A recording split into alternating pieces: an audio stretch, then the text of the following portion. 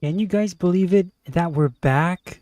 Isn't that incredible? We're back to streaming more Twitch stuff. Incredible. Just unprecedented stuff right here. I see Hoske is here with us. Yes. I know crazy stuff has happened uh, ever since well, here's what happened is, well, I get this thing started and I'll tell you what the plan is for today, although many of you probably already know, but I'll just kind of put it in the intro anyway. So, essentially the problem was that I think I started deleting like a bunch of useless files because your controller has been disconnected. Please check your connections. What are you talking about, game? Are you messing with me? Again, where was I with this whole thing? And I'm just trying to look at OBS just to make sure everything is working because I've ran tests before. So here's what happened. Hopefully it's working on YouTube. Moodcap is here. What's up? Moodcap, I turned down seeing Deadpool and Wolverine twice this week with 2 different groups. Incredible. Yes, oh my goodness. We'll get to it as well. But first let me tell you what happened, because since I owe you guys some explanation, and I do think I am obligated to tell you what happened, right? So essentially, I started deleting a bunch of files because, you know, I started downloading a lot of videos for these streams, and I realized, oh crap, I'm running out of space on my computer, and I realized that, oh yeah, I haven't been deleting and managing my storage ever since I started these streams. So essentially what ended up happening is I had to delete all of them, and then once I did that, for whatever reason, I don't know if it was connected, but I think it was connected, OBS just stopped working, and so I had to first find information. What's up, game? What's up? This controller is acting out. Yeah, so dang, this controller is really messing with me now. And so yeah, it stopped working. Hey Steven! Hey Steven, so great to see you guys. I see you guys on Instagram and all the time and online. But it's not the same when it's, you know, when I'm talking to you guys during a stream. It's not the same. So yeah, so then when I opened OBS, I had to basically find a way to kind of bring it back. I had to search for answers. Everything was wiped out. My entire settings, entire setups, everything. Which meant I had to set up everything, including all the optimizations for streaming, like what's the best bit rate and sources, and then not only that, but also the scene. So like when I connected my microphone to make sure that that sounded fairly okay, as well as all this other stuff, like all the videos that I had prepared, templates, all this stuff just gone, just like that. And so I found a way to bring those back, thankfully, which means I didn't have to start from scratch. And by the way, if you hear any, like maybe if like the microphone isn't working as well as last time, or maybe I don't know, maybe the visuals, or maybe you're noticing a lot more buffering than you did before, you can always let me know, because that's just going to be info for me that I just need to that, you know, there's still issues, but I think it should be fine. And so yeah, then I still, after that, I still had to kind of find ways to make it work, because then, you know, the bit rate and the sources, those, and like the best optimizations for the streaming. Whoa, that's a huge bird. What is this? Is that a hawk? Another one? Those, I'll make sure this isn't too loud. Yeah, so those did not save, unfortunately. Thankfully, the scene collection, that was basically what I was able to restore. So that's why it took so long. And so that's number one. And yeah, so I'm glad to be back here. And so much stuff happened. We had like trailers for the Joker Part 2. Did that bird just disappear? It doesn't appear anywhere on my map. We had Captain Falcon, Captain Black Falcon, get a trailer, which I guess we won't talk about today. Why? Because we need to finish the Acolyte discussion. I realized that we need to close off this amazing chapter in our book. Hey, Far Cry Lego.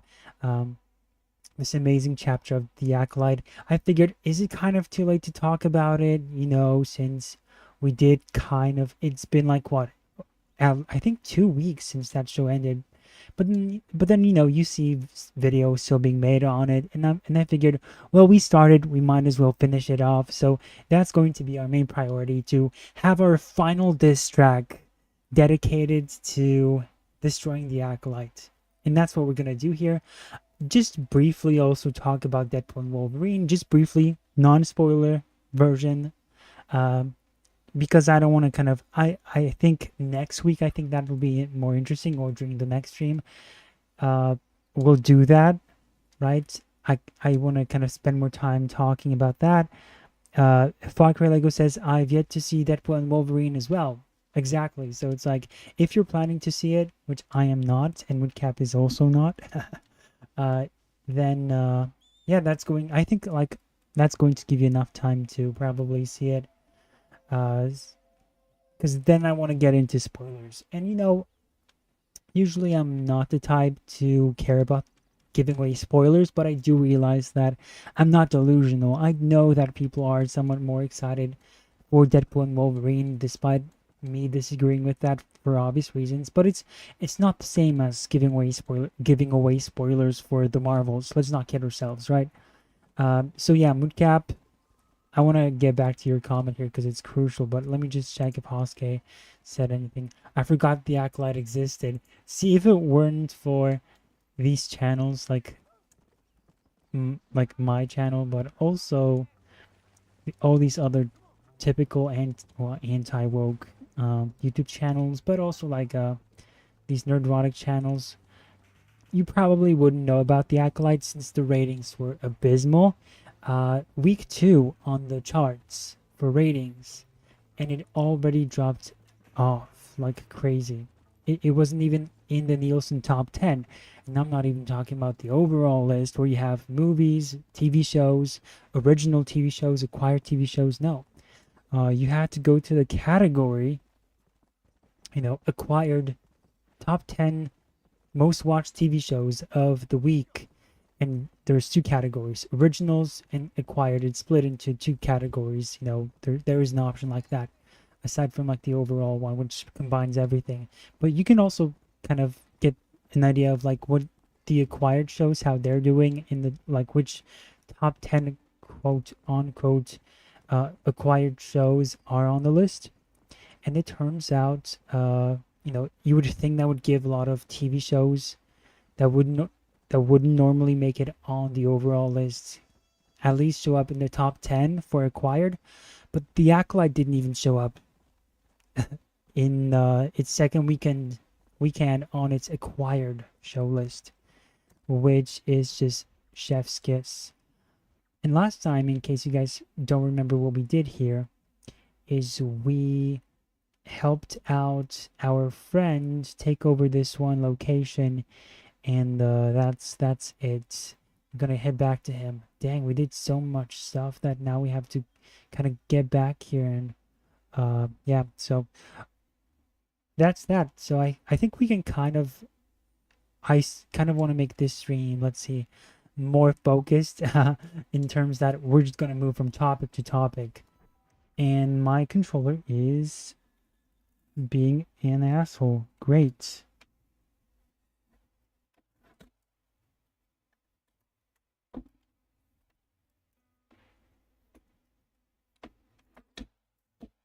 Okay, please work now.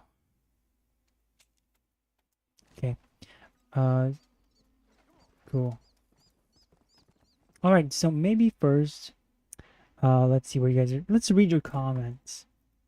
And so basically I did have plans to customize this stream even more, but since everything was deleted, my current objective was to just get the stream back online and worry about all these things. I'm trying to look into the potential possibility of like showing the comments of your stream during the streams on the screen itself.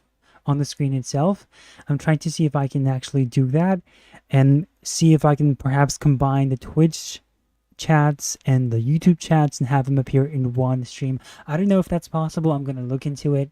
Maybe some of you guys, if you have watched other streams of people who are doing it, you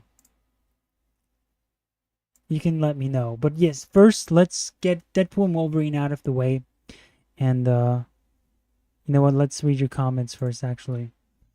Let's see. So that way I won't have to read them out loud whenever the stream is happening, and you guys will just be able to see them as well, which is pretty cool. I think if that's in the possibility, which I do think it would be, since I've seen, I think, snippets of that for others channels, and I think that would be great. All right. I'm gonna see Despicable Me 4 with a girl. I only see Deadpool versus Wolverine because I want to hang out with a friend. It's Deadpool and Wolverine. No, it's fine. I hate Filoni, says Steven. Understandably so. People thought he was going to be a savior for Star Wars, and then he turned out to be... I was gonna say it's Undoing, but that's really just Kathleen Kennedy and Disney. Dave Filoni just became its yes man, and he became the guy you would expect any other man in his position to be, which is a liberal who creates stories that sometimes are enjoyable, but then they are filled with so much modern storytelling. And he greenlit the Acolyte, so he's now like the man responsible for like the creative direction of Star Wars. So a lot of these ideas, he has to at least sign off on them, and if he's not there to stop these people from going insane, and then what's her name, Leslie Headland, then it's over. You're not even useful. You're not even there to do quality control. What are you there for? So yeah, going back to what Steven says about Despicable Me 4, I haven't seen it, although the song for it with by Pharrell Williams is pretty good, not gonna lie. Deadpool and Wolverine, you're gonna see that with a friend, sure. I get those instances. Yeah, I've heard so many. I'm surprised. I've seen so many. I'm gonna call them normies because I'm blanking on anything else. But they're kind of normies. They're not as crazy over this movie as I thought they would be. Don't make no mistake. People are still going to praise this movie till no tomorrow, just because it has no quote unquote woke politics in it, whatever that means. You know, it means anything nowadays. Anything is woke. But really, just because that movie, this movie doesn't have that, automatically it makes Deadpool and Wolverine good? No, it doesn't. And I would say multiverse, if you want to call it woke, I'm not going to call it that. But it does. I think like I've explained it on more than one occasion, and I'm not going to repeat myself. Multiverses are just total filth, really. Just the idea itself is fundamentally flawed, and I am really willing, and I fell off a horse for just being unfocused. But really, if anyone thinks they can kind of like argue with me about this, about the multiverses and what they do, and if they think that they're actually a good source of storytelling, I'm willing to debate that person. I think I'm very firm in my position, and I am, yeah, I'm totally 100% like behind whatever it is that I'm saying, obviously, because I'm a real one. Yeah. Marketing the movie is a tribute to the Fox movies. Oh, hold on. Moodcap says marketing the movie as a tribute to the Fox movies isn't really smart, considering most of these movies are kind of crappy, especially the Fantastic Four ones. I like the first Fantastic Four film. I do. I really do like that one. Obviously, Doctor Doom is crappy. That's not a version of the character we like. But, you know, I think with these older films, I am a bit more lenient on them. I don't expect them to be comic book accurate because the culture around them was just kind of different. They were kind of fighting a different battle. And that was always my approach with these movies until, the Avengers came out, and that was really kind of a game changer in terms of like what the Avengers, the 2012 film, got the appeal of comic books and replicated the appeal of them. And so the next step was then to just do one-to-one, or maybe that was too much to ask of them, but then for them to continue on that path and maybe later along the line do one-to-one adaptations. And what you saw with the Avengers movies is the opposite. Is they ended up doing, like, for Avengers Age of Ultron, right? Since it's the same team, they got rid of Hank Pym. So Ultron was created by Tony Stark, and Hank Pym was turned into an old man who did not even star in his own movie. Same thing with Janet Van Dyne as the Wasp. She was not even in the film of Ant-Man. She got sidelined for everything, and that's essentially what ended up happening. You had so many of those instances, and it kind of got worse in Phase 3. It really got bad with Guardians of the Galaxy. But Phase 3, you had Black Panther, Captain Marvel, Doctor Strange. Those three are still, when it comes to Avengers, those are your top picks. And they flipped the tone and really everything about Black Panther in his solo movie. That was not the character. Then Captain Marvel, they turned Captain Marvel, the original one, into Annette Bening, into an 80-year-old grandma, okay?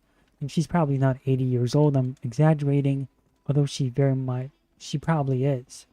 And then Doctor Strange, that was kind of like more 2000s type of superhero movie, where you did have like the basics of it, right? And like the origin I like for Doctor Strange, but they do kind of, they're shaky.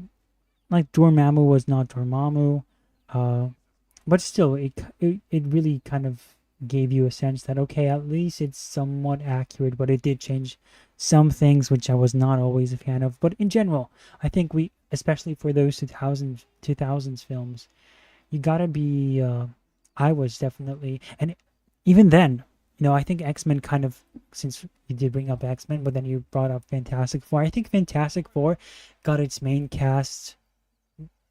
I think the main cast for the original Fantastic Four was actually great. I like Sue Storm, Johnny Storm. I think he was my favorite part of the film. The Thing, Reed Richards. I think those casting choices were incredible. Doctor Doom, not so much, with especially his character, but the main cast, and dang, all the scenes with the Thing, he really was the heart of the film. Just incredible stuff, I think, with the Thing, and it really, say what you want, but I did like that. And I think compared to the X-Men movies, I think the Fantastic Four films were closer. But then again, it's like those films were trying to kind of make comic book films seem more legit, and so that's why I kind of give them more of a benefit. I think it's easy for us to go back to older films and say, well, that's inaccurate, and I'm all for that, right? We can acknowledge that very fact, but at the same time, we also need to acknowledge the other fact, which is that there is a historical context to it, or maybe like a cultural climate. You fail to stop the crime, who cares? And we're starting a new mission. So if Filoni equals Bendis, that's a good comparison with Cap. Good news. The Coronel himself wants to speak to you. Come. Dámelo. Dámelo. Besito. Besita. Don't be so conventional. Look at that ass, huh? Magnificent. I'll save her for later. Magnifico. Or I'll kill her and all her family. They're probably rebels anyway, huh? Anyways, it's good to see you, amigo. Good to see you. You know, you are a rare find. A gringo who is also a friend of our country. Bienvenido. We welcome you. Okay. Dad, relax, relax. I have some wonderful news for you. Quite wonderful, in fact. You know the men you hunt? They have been captured in Chuparosa. I want you and DeSanto to ride out there, and then you can take possession of them. It is my gift to you for all your help, senor. Although part of me wishes that you would remain here and enjoy more of our hospitality, huh? Thank you. If it's all the same, I'd like to collect the men. I have a wife and son at home whom I miss. Ah, don't we all, amigo? Don't we all? DeSanto, I want you to take care of Senor Marsdon. Vámonos, cabrón, go! Adelante! Mi amor! Great. Mi amor! Oh no, he's going back to harassing her. Wonderful. Okay, Steven says he still prefers Bendis, because at least he had Ultimate Spider-Man. The best thing Filoni did on his own was Rebels, so I'll give Bendis a slight edge. No homo. Why did you have to take it there? No one was going to read into that like you just did, Steven. So you did that. Okay, dude, what are you doing? Lead me to your master.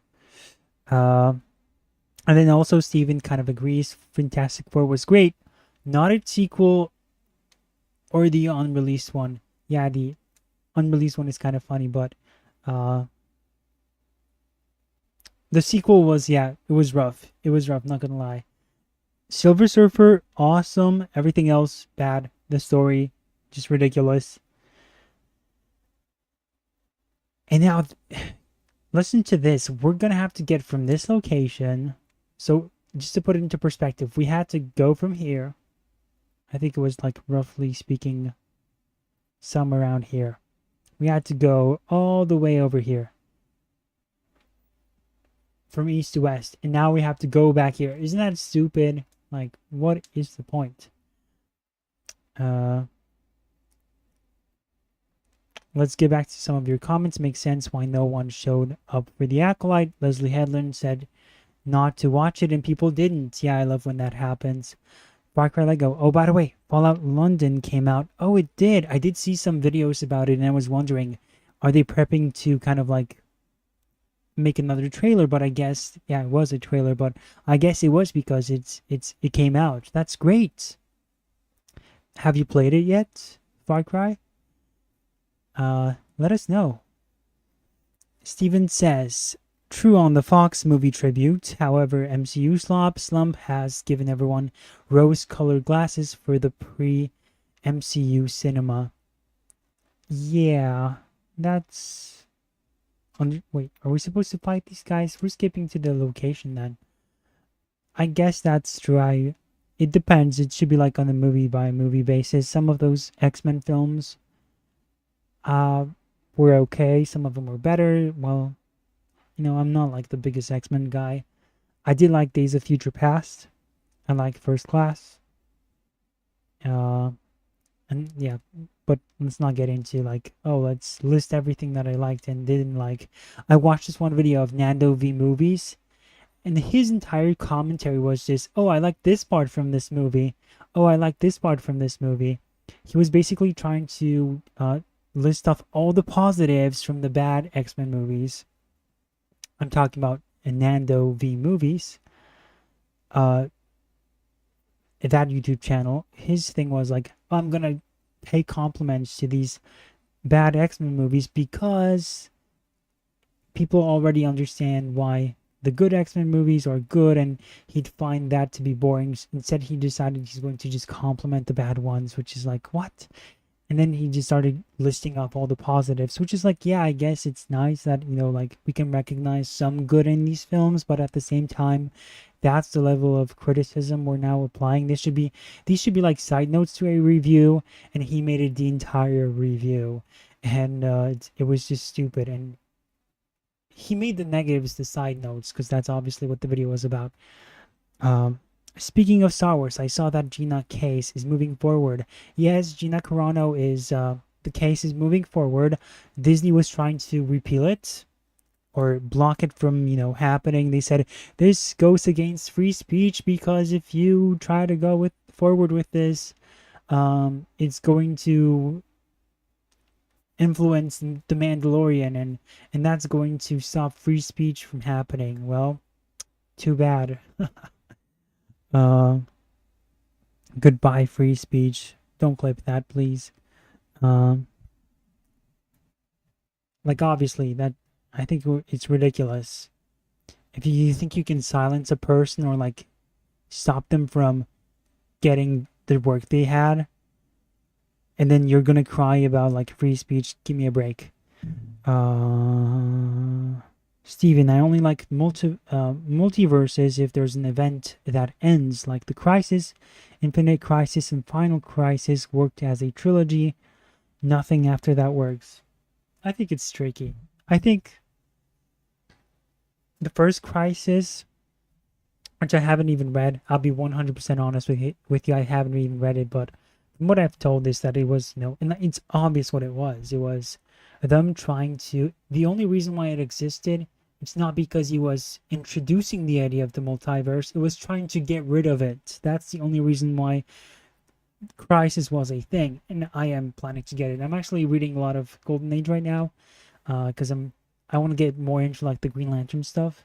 So I'm reading more Golden Age, just because I'm reading more Golden Age, I'm getting into Earth 2. So eventually I'm gonna get to Crisis on Infinite Earths, because I just kind of want to start with reading a bit more about the Golden Age heroes and then the JSA, and then I want to move on into the Crisis stuff and then Green Lantern.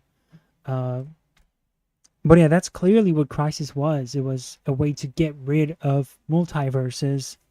And so like I would say, yeah, in theory, that's probably, I would agree with that one.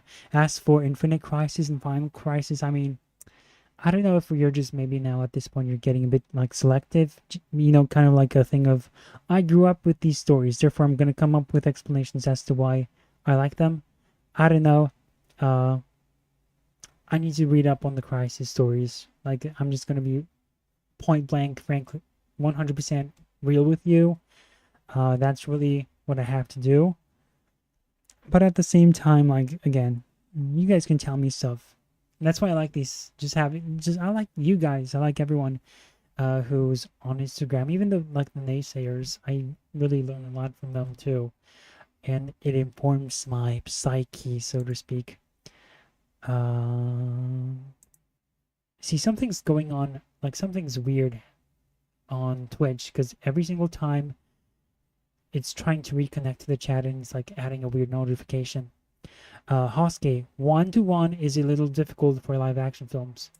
When I mean like 1-to-1 adaptation, I of course mean being able to tell the general same story, but you do obviously have to keep in mind the changes you're going to have to make to account for the different mediums. So if you have a comic book, like for example Batman #1, which is probably composed of like story A, story B, you can adapt story 1 or story A, right? You can have like, you can take that story and turn it into a movie, or you can kind of like take that one story and connect it with like a different one that you find, and you think, okay, these two stories could work together if I meld them, right? Or 3 of them, and then you can kind of like get rid of the stuff that might kind of like make it too confusing and all over the place. I'm talking about that, where you're like actually reading the source material, and you're actually trying to adapt those stories, bring them to the live action period. And it'd be much simpler to do than just creating a totally new story too. I think it's kind of fun too, since these people love changing the storyline so much. I think this is what's even more interesting, is that you can adapt stuff, and I think that can be even more fun than just outright changing it, because you're limited to the framework that you were given. But at the same time, you have to kind of find a way to balance it out in a way that will make it watchable and entertaining for a film format. Let's quickly get through the rest of your comments. Yeah, the Fox movies might have been bland, but I'd take that over the bad comedy acts from the MCU. says Moodcap, and then he says, speaking of Star Wars, I saw that. Oh, I read that one, but yes, I would agree with that. Steven, I only like multiverses. I read that one. Firecracker, I go, oh yeah, thoughts on The Boys getting a spin-off with Soldier Boy as the lead. I mean, I did say that it's kind of like ridiculous how they were making fun of the MCU for the exact reasons of having multiple phases, but then they themselves are doing multiple different spin-offs. It's hypocritical, and Creep K is just he's demented. I have no problem. I would, if he asked me, hey, am I demented? I would say, yes, you are. And I don't know if anything can help you, but you need to get help. You need to step away from writing anything. You're too much of a liability and a danger to society at large, because you're just mocking patriots. You're mocking America. You're mocking Christianity. The typical usual. And obviously the show is produced by none other than Seth Rogen himself. So yeah, the whole thing reeks of hypocritical, and that's to be expected from The Boys. And there were people who were like, oh, but it's good spin-offs. We like bad stuff if it's executed well. And it's like, no. And some people might say, you're strawmanning them. They don't want bad stuff. They like good spin-offs. Therefore, that's inherently a good thing. No, it's if you're making fun of other stuff for milking it, then you yourself shouldn't be indulging in that. Plus, The Boys itself, the content it produces, even without the spin-offs, is awful. It's awful. So if you want more of that, then that within itself is a problem. Oh, you guys wrote a lot of stuff. The Green Arrow funeral sketch from Robot Chicken perfectly sums up why multiverses are horrible storytelling devices. I actually have not seen whatever it is that you're talking about, but it sounds fascinating. It sounds like something I would like. Steven, wasn't the OG Captain Marvel called Marvel, and he was Carol's lover? Why? My knowledge in that is limited. I'm not sure about lover. Yes, he was Marvel. I know that Carol was actually, she was a romantic interest to Peter Parker. I know, crazy, right? Not sure about Marvel, though. Fantastic Four were great, not its sequel. Oh, I read that one. And Far Cry Lego has not yet played Fallout London. And then since I want to run it by MO2, I don't know what that is, but I assume it's some technical jargon. And Steven, no, Final was about Darkseid trying to change his destiny, and killing him caused existence to almost collapse. Infinite resurrected Jason Todd. Yeah, I'm gonna go with whatever it is you're saying right now. I'm gonna trust you.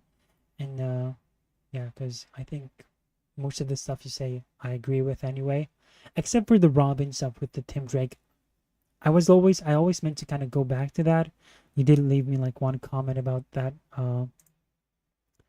Like when I was kind of like dissing all the other Robins that were not Dick Grayson, then you said, well, Tim Drake is actually, an exception because he you said something. I don't want to mischaracterize you, but you said because he helps Bruce, like not just in crime fighting, but like from a pathos standpoint. And like, yeah, but still, it didn't really, I don't think that it really changed what I was saying.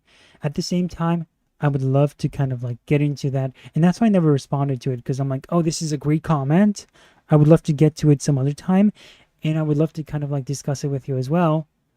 So that I can do you justice, so that I just don't make you look like you're dumb, right? So that makes no sense to just kind of like just name drop it and just move it to the side like it's, hey, I talked about it and it's like, there we go, I'm right and everyone else is wrong. Like, no, it's I want to give it more time to kind of like maybe get into the topic. I'm looking for a good opportunity, maybe with more Robin announcements. Maybe we can kind of get into that about like who's the better Robin. So yeah, I want to do that discussion justice, and I'll try to find the comments again. I don't remember which video it was, under which stream it was. But yes, Deadpool and Wolverine, no spoilers. I gave it 3 out of 10, I believe. Yes, that's 3 out of 10. I haven't watched the movie, and I don't need to. We have more cruder Deadpool humor. I hate Deadpool humor, by the way. At least the modern Deadpool stuff I despise. Wolverine is back, but he's not, because this one is a cranky variant from a different world. I heard that Wolverine is just cranky and just tells everybody to shut up, and then constantly throws F-bombs left and right. It's just not really anything that's interesting and not worthy of his return. So yeah, Wolverine is back, but he's not, because this one is a cranky variant from a different world, but we will still cast Hugh Jackman in the role. But don't worry, it's a different backstory, so it won't mess with the ending of Logan. But wait, we will bring in Laura as our carrot stick, like it means something. And that's a huge point of my issue with this film.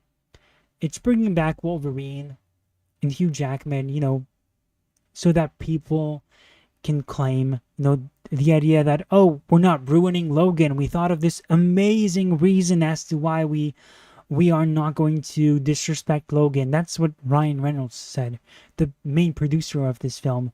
He said this, and apparently that made people feel easy with the idea that they're bringing back Wolverine. What that really is just an excuse to further milk this character and portrayal, because by the end of the day, they are still doing the same thing with trying to, like with Toby and Andrew, except those were the actual characters. But they want to do that with Wolverine too, and they're doing it. Because now I mentioned Laura. Yes, Laura is back in this film, as we've seen in the trailer, right? That's in the trailer. Hopefully, I didn't give away anything, but she's in the trailer, and she says stuff to this Wolverine as though they know each other. And it's like, wait, you're two different characters. Oh, right, you are, and you don't care. You still wanna, you're talking to the audience. That's the thing. They're talking to the audience every time they're making these remarks. They're not talking to the characters themselves. They're trying to elicit emotions not through the characters or their storylines. They're trying to do gimmicks. They're trying to elicit those emotions through association. Hey, they'll literally scream out references. That's what the entirety of Spider-Verse really is, those films. Hey, look, a reference to this other film that you remember. Hey, look, a reference to this Spider meme that you have come across. Hey, look, it's Spider-Man saying, with great power comes great responsibility, even though it has no bearing on the story itself, or it's like just thrust in there. Or anyone can be Stan Lee. Look, Stan Lee, let's use him to say something stupid, like anyone can wear a mask. Let's use him for that. Let's use MJ. She's in love with Spider-Man in this universe. Awesome, right? Well, no, they're going to actually use that to leverage a message. So if you kind of like just, the message is what the story is in those Spider-Verse films. And so if you look at that, what is the story? Because that's what it should be about. What is this story trying to make me feel? What is it that it's trying to get across? It's garbage. But then if you focus on how they're trying to get to you through emotions, but not through the story, but just through these associations, by throwing stuff. And that's why, like, Deadpool and Spider-Man No Way Home are just so awful. They're just cameo fest. And that's why when we say cameo fest, we are not just saying this pointlessly. We're saying it because it's empty, because it doesn't mean anything. It's just there. It actually means something, and it's worse than if it meant nothing. It means that if they think you're stupid enough to fall in love with this, and that's what they're doing. And obviously I'm not going to get into all the spoilers, but I do say multiverses never made any sense. So this is me trying to get like a jab at multiverses. And by the way, if you guys, because I know Far Cry Lego is obviously like a huge Deadpool fan, so I'm really curious to hear what you think about this film. Maybe you'll love it, and I'll be interested to hear what you think then of like what I had to say, and if maybe what I said makes no sense. But I doubt it because I'm usually right. Really, I am. That's why I'm giving this movie a 3 out of 10. But really, if you do end up liking the film, I want to hear why and why you liked it, and if any of the stuff I said didn't make any sense or any of that. Once I review it, I'll be sure to tag you, bro, says Sparkray Lego. Great. So yes, I did get my multiverse jab in, and then I say this movie is a devoid cameo fest, and the disrespect for our favorite characters from other Marvel movies will not be tolerated. This is kind of me potentially hinting at something that happens in the film. Icons humiliated just to advance lame jokes or prop up this movie's lousy plot and box office numbers. It's so depressing now knowing every single Marvel movie in the history of film can be now tied down to the one same schlocky cinematic universe. And I ended by saying everything is up for grabs, nothing and no one is safe. I'm of course referring to the fact that anything can be now pulled into this multiverse of stories, and everything is now connected to the MCU. And you will be forced to watch your favorite superheroes get, like as we've seen with Tobey Maguire and Andrew Garfield, they've been pulled in, and that means that they can bring them back again in the future, and they can just milk them even more, even though their stories ended. And honestly, I would have preferred had we just kept Tobey Maguire out of this, and Spider-Man 3 had a satisfying ending. I think it was satisfying with Harry, and then even that moment with MJ at the end. Really like that stuff. And even if we don't get something a satisfying ending as was the case with Spectacular Spider-Man Season 2, I don't even want to see you saw what they did to Spectacular Spider-Man in Spider-Verse. Insanity. I do not want these things. Even if we had no closure, I do not want them to be meddled with. No. And what for? Just for them to be implemented into this contradictory world that makes no sense. Everything is just now totally out of place. I think Marvel, the MCU, is due for a reboot, but that's not going to happen because one, it's going to then incentivize them to make more reboots in case something goes wrong, and it's going to incentivize them to be more lazy with their storytelling and less careful, although I think it's just over anyway. Let's see, if you need to if you need to actually watch the movie just to be able to tell if this is somehow good or not, you should be the one stepping away from reviewing media. Yes, so that's really just me kind of trying to get ahead of the people who would say, well, you haven't watched it, you shouldn't be saying anything about it. I've done my research, I've read enough stuff, I am media literate enough to know what multiverses are, what these storylines are, and time and time again has proven that I've been hitting it out of the park on these things. So again, I know what I'm talking about, and I ended by saying, do not tell me to watch it because I would probably rate it even lower. This is not a threat. It's a likely possibility. It's a probability that the stuff that I kind of refrain from watching, like for example Eternals, I've never watched that stuff, and I would say it's probably 3 out of 10, just on the basis that it's just disrespectful to what Jack Kirby did, what they did to the characters. Even though nobody knows who the Eternals were, we know why you chose those characters. It's because you wanted more diversity, and you figured, hey, let's use those characters because nobody's gonna care. And that is just scummy of you to do that with the Eternals and anybody's creation. You think you can get away with stuff, and it's not like it's even one character, it's an entire team of diversity characters. It's beyond parody. It really is. So yeah, it just ends up happening. What ends up happening is I watch this stuff Like, people tell me, why don't you just watch it for yourself? Maybe you'll like it. And it's like, I don't watch The Boys, right? I hate it. I hate The Boys. I've never watched it. And I'd probably say it's like, just from the stuff I've seen, is probably like, again, 3 out of 10 probably. But I have a feeling like if I were to watch it, it would be potentially even like a 2, maybe 1. That's the thing. It's like, people tell you, well, you haven't watched it, therefore you can't say anything about it.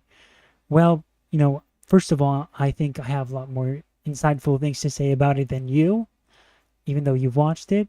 And number 2, you think my score will go up just because I've seen it. No, chances are it's only going to provide me with more fuel to hate on it. And so I'm going to hate it even more. So that's the entire situation with Deadpool and Wolverine. I'm glad we kind of closed that one. And yeah, by the way, I do think you should follow, what's his name? Oh, cutscene.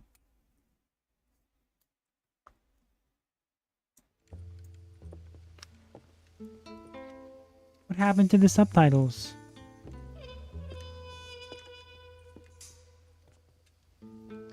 Mr. Marsdon. Oh. Gracias for your service to this land. Oh no. The heck? WTF?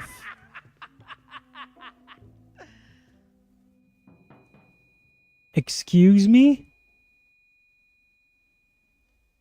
Levanten esta pizza, mierda. What is the meaning of this? Marsdon. Hey. Marsdon. You Untie me at betrayed once. this land enough. What? I hope you have a clear conscience. 'Cause you're about What are you talking about? My brother, they will kill you if we don't get your rope. Yeah, I think so too. Crazy. Let's hide. What is the meaning of this? How do I... Oh gosh, I forgot how to get to Reyes. Where is he? Oh gosh, oh gosh, oh gosh. It's been a while since I've played it. I forgot how... I think it's L1, right? Weird stuff. I can't even crouch, so maybe I just can't do it. Okay, I just gotta run, maybe. Okay, run to the blue guy. Follow... Wait, I forget his name because it's a very long name. Should you choose to accept on Instagram. It's obviously a reference to Mission Impossible. Should you choose to accept. That's his username. He has... it's like an incredibly underrated page. He's got like 200 followers on Instagram. And it's just top tier content. Like, I agree with 99% of the things he says. Let's see what happens here. I think now we can, since we're gonna... Yeah, let's move on to the Acolyte. And by the way, since, you know, it's Comic-Con. It's Comic-Con, guys.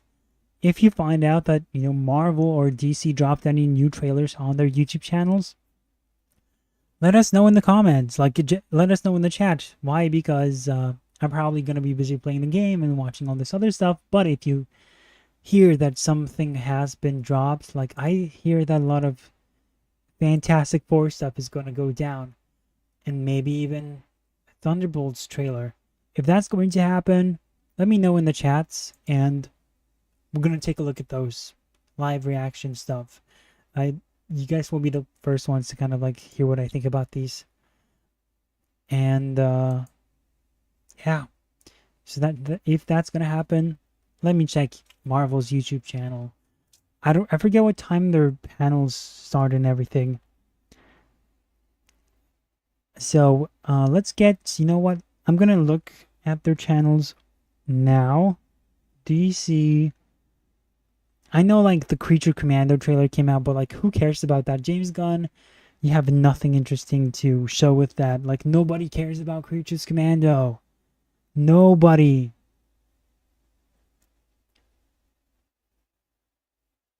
it's really a shame also. They're like reusing the voice actors from the movies. They're making them their voice actors. What? That's so weird. I just went on the Max YouTube channel and I just realized this now. I don't know if this was always there, but there's a shows and movies tab. And then you have to go all the way right to see if there are videos. That's crazy. Oh, we got a Penguin trailer. You guys want to react to that first or just kind of go? You know, let's do the Penguin trailer. But first, while I get that literally came out 4 minutes ago, so that's pretty cool. We're gonna watch that and we'll see what we have to say about that. And then that's for Marvel. They have nothing so far. They have some comic book announcements, which, by the way, whew, those are rough. So yeah, let's get to the Acolyte episode 6. We're gonna do like a similar format, which is like, okay, let's watch somebody review the episode, kind of give us a good idea as to like what the episode is about, and then we'll see the show's reacting to it itself. But yeah, I'm gonna play that right now while I try to get the Penguin video up as well. So in that case, let's do it. Do it.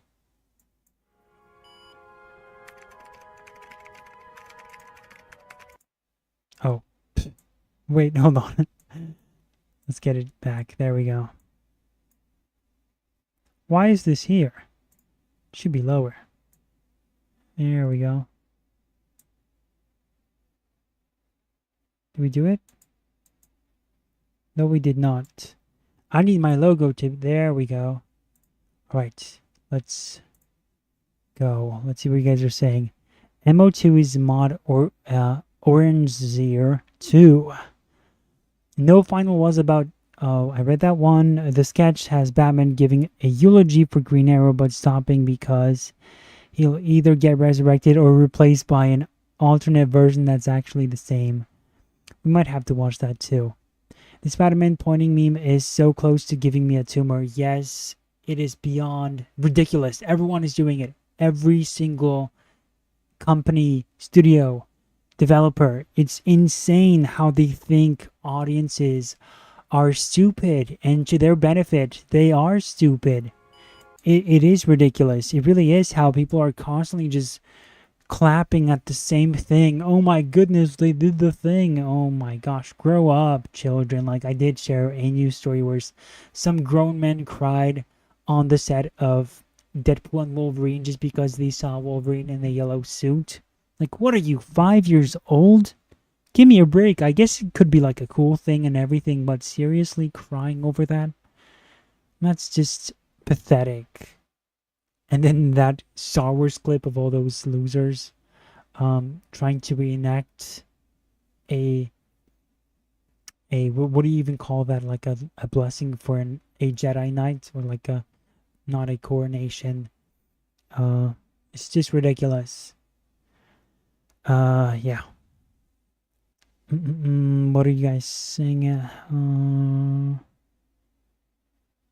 Steven, that meme did what Drake and J. Cole did it.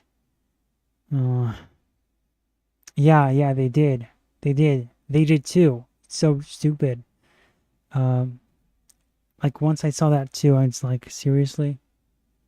Moodcap, it's not even just cameo fests. In some instances, it's assassination characters like Spectacular Spider-Man. Yeah, exactly. Once I review it, I'll be sure to tag you, bro, says Far Cry Lego. And then he says, I send you a DM about Mortal Kombat 12 DLC. Okay, I'll take a look at that, but I'm not really into like the Mortal Kombat stuff. So this might be a wrong place depending on what it is. We'll see. And then Woodcap says, don't even trust Greg Wiseman with Spectacular Spider-Man. If it came back, he'd shove in Miles, Silk, Spider-Gwen, and goodness forbid, Screwball. Yeah, I honestly do think that Miles Morales and Spider-Gwen and even Silk are all worse, because it really devalues and dilutes Spider-Man. But you're right, that would definitely happen. And Greg Wiseman, he wrote season 3 and season 4 of Young Justice. And if you're familiar with what happened in that, then you know it's bad. Okay, I'm gonna get the Penguin trailer.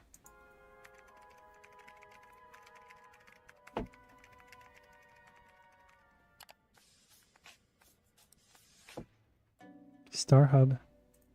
What? Oh yeah, this guy gets naked in this video or episode. He'll provide more context, don't worry. How does it feel? Oh no, that's a real shot from the show. Did you guys see that? That lighting was awful. That's real. Oh, that looks like I recorded that myself with my phone, which I didn't, just to be clear. Oh no. To hold one in your hand again. Stay where you are. You're not gonna join me. What? I'd like to put my clothes back on. He said, if you're not going to join me, at least allow me to put my clothes back on.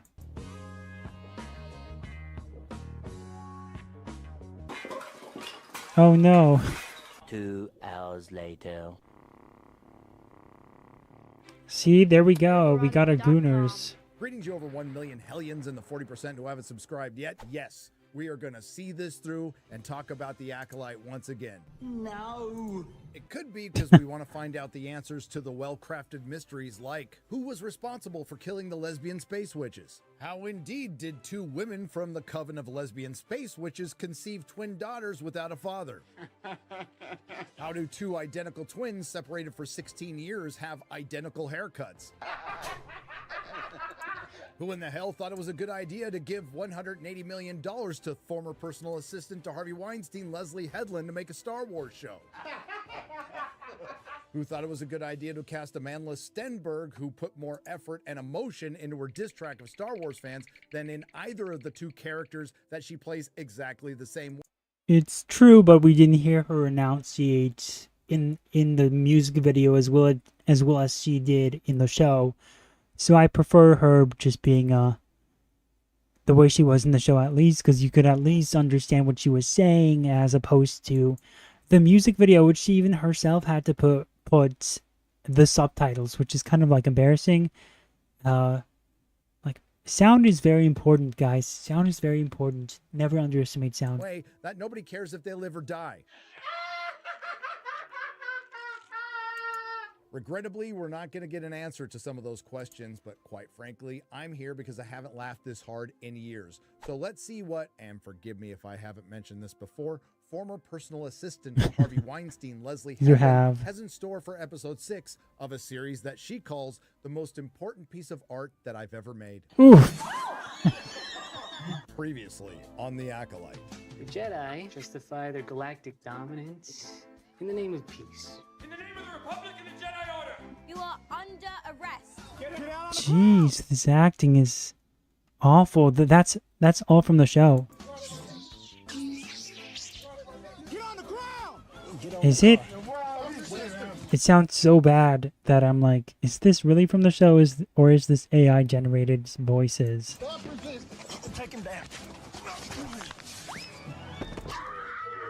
Jeez. After The Acolyte episode 5, 5s and 10s of the fans were rejoicing because something actually happened. Characters we knew little about and cared less about died amidst a lightsaber battle that had the same entertainment value and consequence as those videos of cats chasing laser pointers. And in one of the most obvious reveals in herstory, Smilo Ren is Asian Ezra Miller, who also happens to be a Sith. Diverse non-binary antagonist trades places with her sister, diverse non-binary protagonist, and it all culminates in the Jedi Trap. In episode 6, titled Teach and Corrupt, a bit on the nose for Disney Star Wars, diverse non-binary protagonist wakes up after being knocked out by a force push for the 2nd episode in a row. But this time it had to be more than that. It couldn't just be a force push, it had to be a force roofied. Not only did her sister, diverse non-binary antagonist, knock her out and then strip her naked and then put other clothes back on her, then she was found by Smilo Ren, a blanket was put over her, then he put her on a spaceship which took her to unknown planet on an island where she woke up. And yes, that island on Unknown Unknown Planet. Planet does look like it's on Octu when Perry. Yeah, I goes was to gonna say Gary's that. meme. And with No! Disney Stars, I wouldn't put it out of Gary, the realm of don't. possibility. Please, Then what? I remembered. No. Why? Just don't. It's not funny. It's not funny. The girl is not funny. Jeez. I mean, I guess he's older, so we can't blame him too much. You know, he's trying to be hip with the kids, so it's Gary, okay? That guy from Squid Game finally does what someone should have done last episode. He tries to contact the Jedi Council. Unfortunately, the connection isn't good, but to be fair to the Jedi Council, even if it was, I doubt they'd understand him. Please keep in mind the guy from Squid Game is now with diverse non-binary antagonist who's posing as diverse non-binary protagonist. Now, it's still in question whether or not Master Soul knows that diverse non-binary antagonist is posing as diverse non-binary protagonist, but considering that he's turned his back on his enemy twice, he doesn't sense the fact that she almost tries to kill him, and the only reason she doesn't is because he asked her to take the wheel. Stupid! Then the guy from Squid Game goes down in the ship to reset the communicator and does something no one's been able to do this entire series. Emote.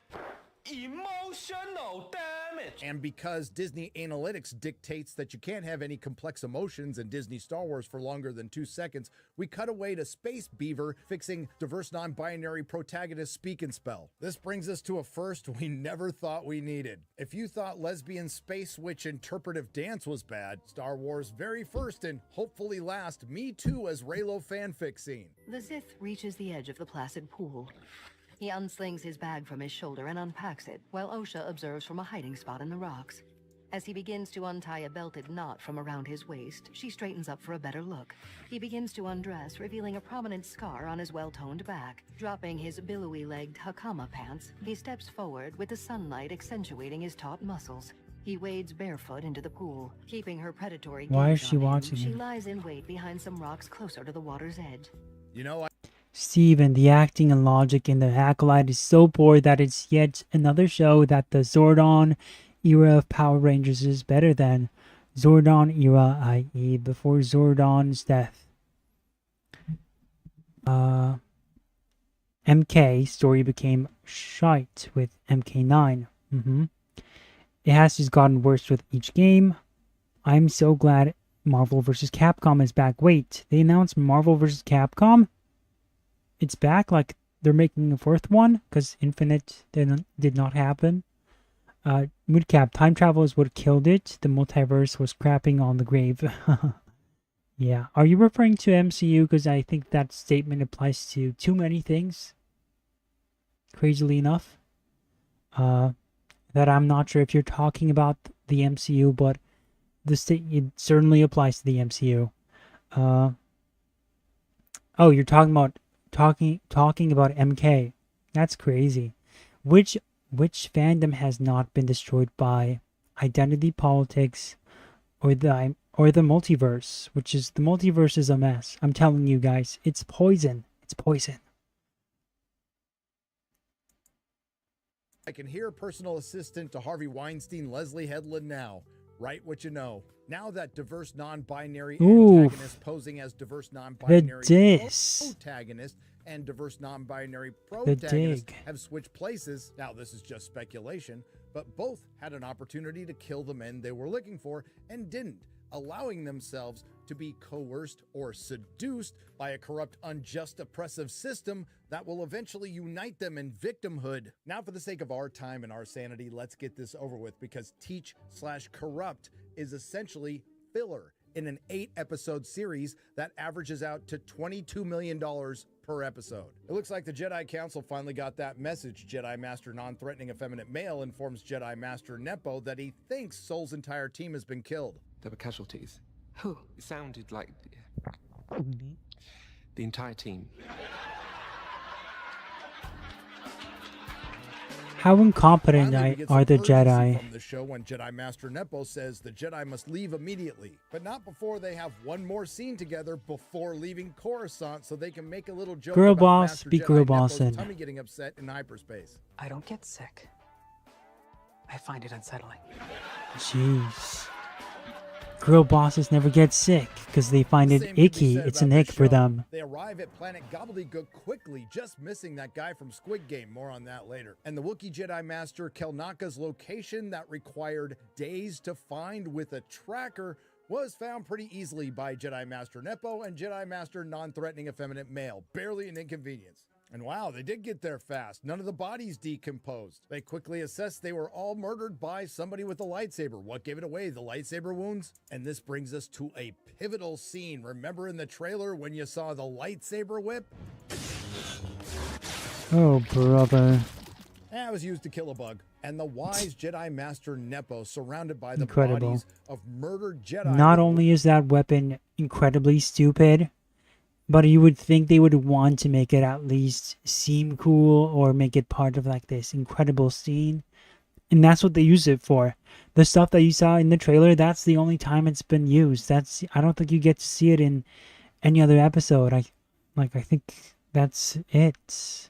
And even if it's not, like I said, it's just such a stupid weapon. Doesn't make any sense whatsoever. lightsaber wounds that are at least going to get buried now has determined that something is amiss. Meanwhile, with diverse non-binary antagonist posing as diverse non-binary protagonist, she's spending her time with a sad soul after dealing with the communications breaking down that they fixed by resetting it and the ship breaking down that they fixed by resetting it. Now, the question is, was this sabotage? So some stuff happens. Let's get through this. Then she kind of falls asleep. 16 years to think about what I would say to you if I ever got the opportunity. So you're going to listen. So he did something in the past to these girls. That's a reveal.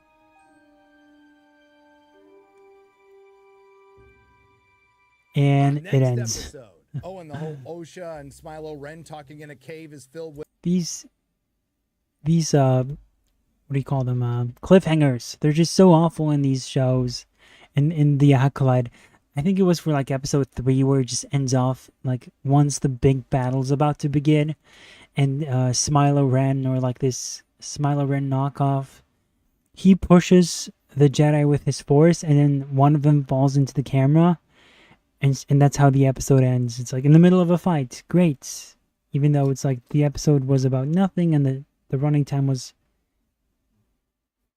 incredibly short, it didn't matter. They just ended it there. And then episode 4 was just an action scene, an extended action scene for the most part. It's just embarrassing.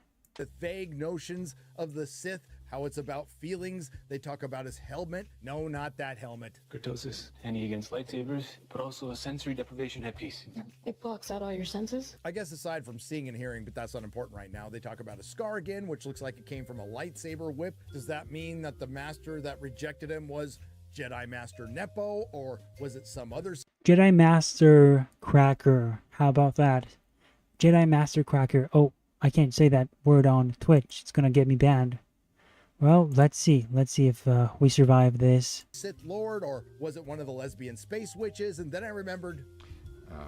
I don't care. The Sith Lord Asian Ezra Miller also mentions the Power of Two, and I may be going out on a limb here, but Power of whoever Two. the real bad guy is, I'm guessing they're going to be defeated by... The power of many. And in the dramatic final scene, diverse non-binary female protagonist puts on Smilo's helmet.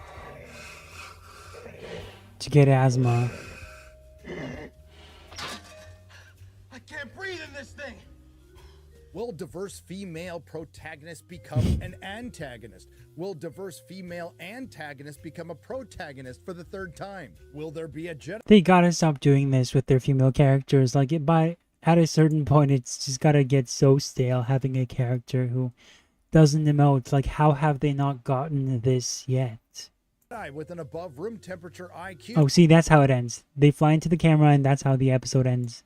Episode 3. Will the Rotten Tomatoes audience score go up or down from 14%? Can a week go by without the corporate access media blaming the fans for a bad show? Your guess is as good as mine, All right. but we'll find out. Let's get to the penguin. Wait, does it end on anything interesting? Episode of The Acolyte, a show that's a mystery box in a dumpster fire in space. Is that If you like DuckTales? DuckTales music? Is that from DuckTales. You guys hear it in the background? Please like, share, and subscribe. If you didn't like what you heard, I think it thank you is. for listening this long. I will see you in the next video. Nerderotic.com. Yeah, it is from DuckTales, isn't it?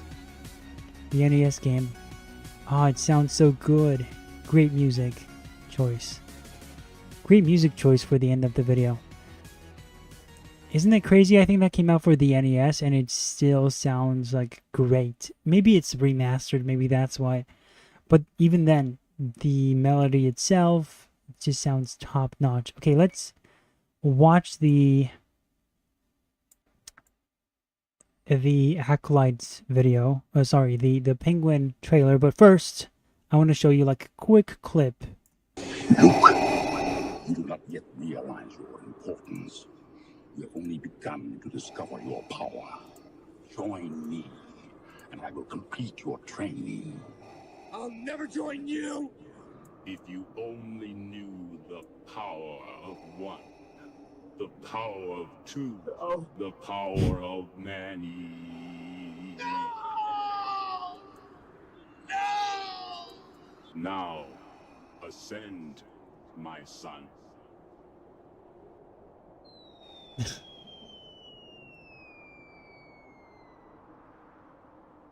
Beautiful.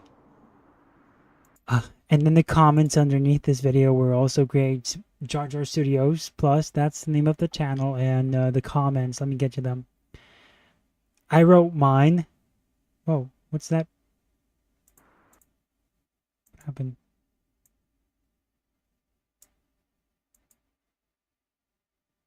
Oh, okay, never mind, my bad. I hear, oh, sorry guys, I heard so many different clips right now, and I guess it was on YouTube. So I did write my comment, and I wrote, is this how Anakin destroyed the Death Star? And of course I got hearted by the Jar Jar Studios Plus. A different comment says, RIP, R.I.P. Luke, he died of cringe. A different comment says, Luke could accept his father being a Sith Lord, but a cringe Lord? No, that's too much. Someone else says, and that was how Anakin destroyed the Death Star, killing millions in the process. The way he says many. Yeah, that's hilarious. Alright, Penguin time. Get rid of this clip. And now the Penguin stuff. Hi, I'm Colin Farrell. Just let me get it.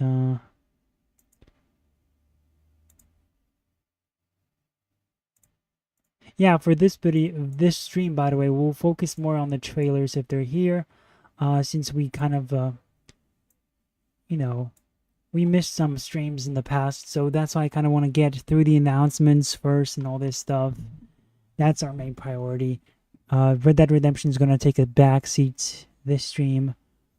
And we'll play it, of course, if we need to. So let's see what this stream is about. This trailer is about. I'll check it. Okay. Let me lower the volume for you guys. And let's see what you're saying. Yes, it was DuckTales. Awesome.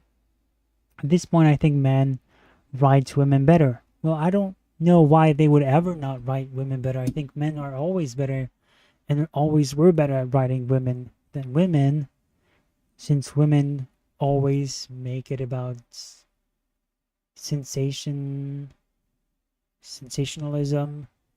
and it's weird. Women are very weird when it comes to writing women. You know, I don't get the idea that women are better at writing women. I guess I saw, like, one time I subscribed to that notion at one moment in life, but then you realize it's like, what? Like, you compare men's writing of women, and then you compare it to how women write women, and yeah, the men are better at writing women. And you know, it's kind of like, oh, would you rather go to a male doctor who, like, if you were a woman, would you want to rather go to a male doctor or a female doctor? And it's like, you would probably say it doesn't matter. You would say, oh, the better one, right? Because you'd think that gender would not have a role in having knowledge and insight and skills. somebody can learn things and be a better doctor. A man can be a better doctor for women than women doctors can be. So the same thing can apply to stories too. The Acolyte is a perfect combination of bad acting and direction, says Moodcap. It's a bad combination of everything. How about that? I guess it had some redeeming action scenes, right? Maybe that. Let's give him something.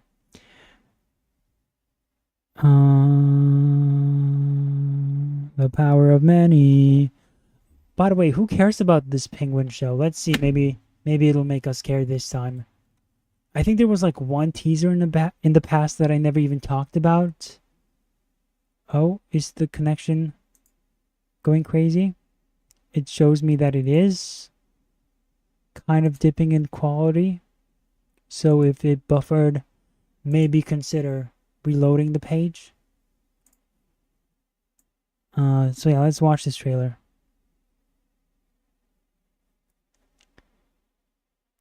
The trailer for my new series, Penguin. Trust me, it's just the beginning. And let's actually flip it, cause you never know with Warner Brothers. You never know. We might get struck. Maybe that's it. Maybe Warner Brothers is trying to struck us down on YouTube. And then it's going to be RIP for me. Yeah, Warner Brothers is crazier about this stuff, so we got to be extra careful with this one. It's 2 minutes and a half. 2.5 minutes long. Oh, so they're doing his mom thing again? Okay, it's like Gotham all over again. You promised me, Oswald. Yeah, they're doing the mom thing again. I know. I deserve a better life. I'm working on it. The world ain't set up for the honest man to succeed. That should be the American dream right there. You know, beautiful story with a happy ending. Kind of an interesting approach. Definitely not what you saw with the Batman. And it's kind of interesting that they're kind of like mentioning stuff like American Dream and all that stuff in this universe, since it is now a Batman epic crime series. That's what they call it. That's what it is. BECS. Incredible. Or sorry. Batman epic crime saga. That's what it was. Saga. But that ain't the way the world works. America's a hustle. America's a hustle. Not that I'm complaining. Penguin, you waltzing in here like you mean something. We're in the middle of a gang war. Carmine Falcone's dead. If we don't protect what's ours, we just look weak. The streets are talking I mean, at least the cinematography is nice, right? again. They know there's only one man big enough to run this city. Do you remember Carmine's daughter? Oh, I didn't mean to interrupt. Sophia, I thought you was still at, Arkham? No. I've been rehabilitated. Although some of these shots do look like they're from a TV show. You're playing a dangerous game with his family odds. You think I want Sophia Falcone knocking on my door? This does feel like a TV show. Which it is. But it's like, why dilute your brand, you know? Why go there? Which honestly, you know, with the Batman, I don't even care about that series. I think it's already a problem. But hey, you know, from a producer standpoint, or like a creative standpoint, you would think these people wouldn't think about this sort of stuff. Like, we're making a spin-off of Dune. A TV show of Dune. Like, come on. Empire from the inside out. Let's see if I can read this backwards. The next chapter in the Batman saga. There we go. They forgot the Batman epic crime saga. Controls the drug business, controls the streets. I'll be running the whole damn trade. I got ambition. I can help you. Hey! Feel alive, Vic, huh? Feel your heart beating? The first black guy in Gotham. The city is meant to be yours, sweetheart. What are you gonna do to get it? I guess does Catwoman count as one? Well, that was a girl, so, but she's kind of like, I think, half black, half, or like quarter Jewish, quarter whatever Jason Momoa is, Hawaiian. I don't know. Trust me. It's a mix. Just the beginning. Kind of looks weak, gotta say. I mean, he was the best part of the entire movie. Like, if I were to say, name one good thing about the Batman, I would say Colin Farrell's the Penguin. And pretty much that would be it. So, if they made a series about him, that was the only thing I was interested in, really. And this is what we ended up getting. Okay, cool. So that's that. We didn't get struck down, which is nice. Alright, now let's get to the Shills reacting to Acolyte.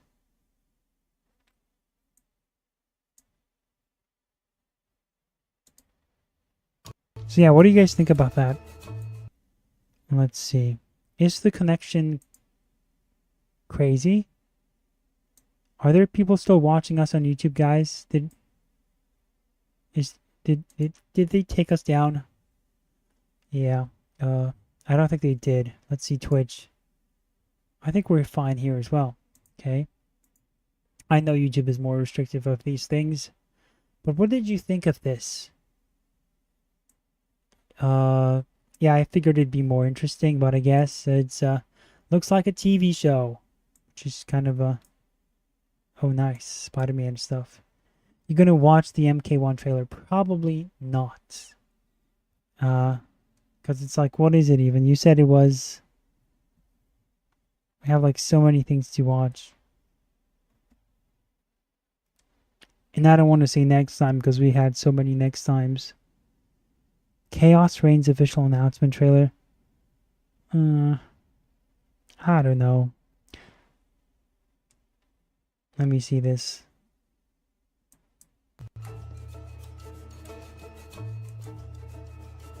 Will I play this for you guys?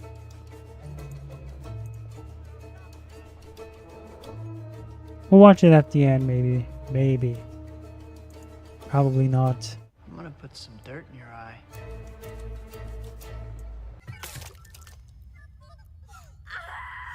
Stings, doesn't it?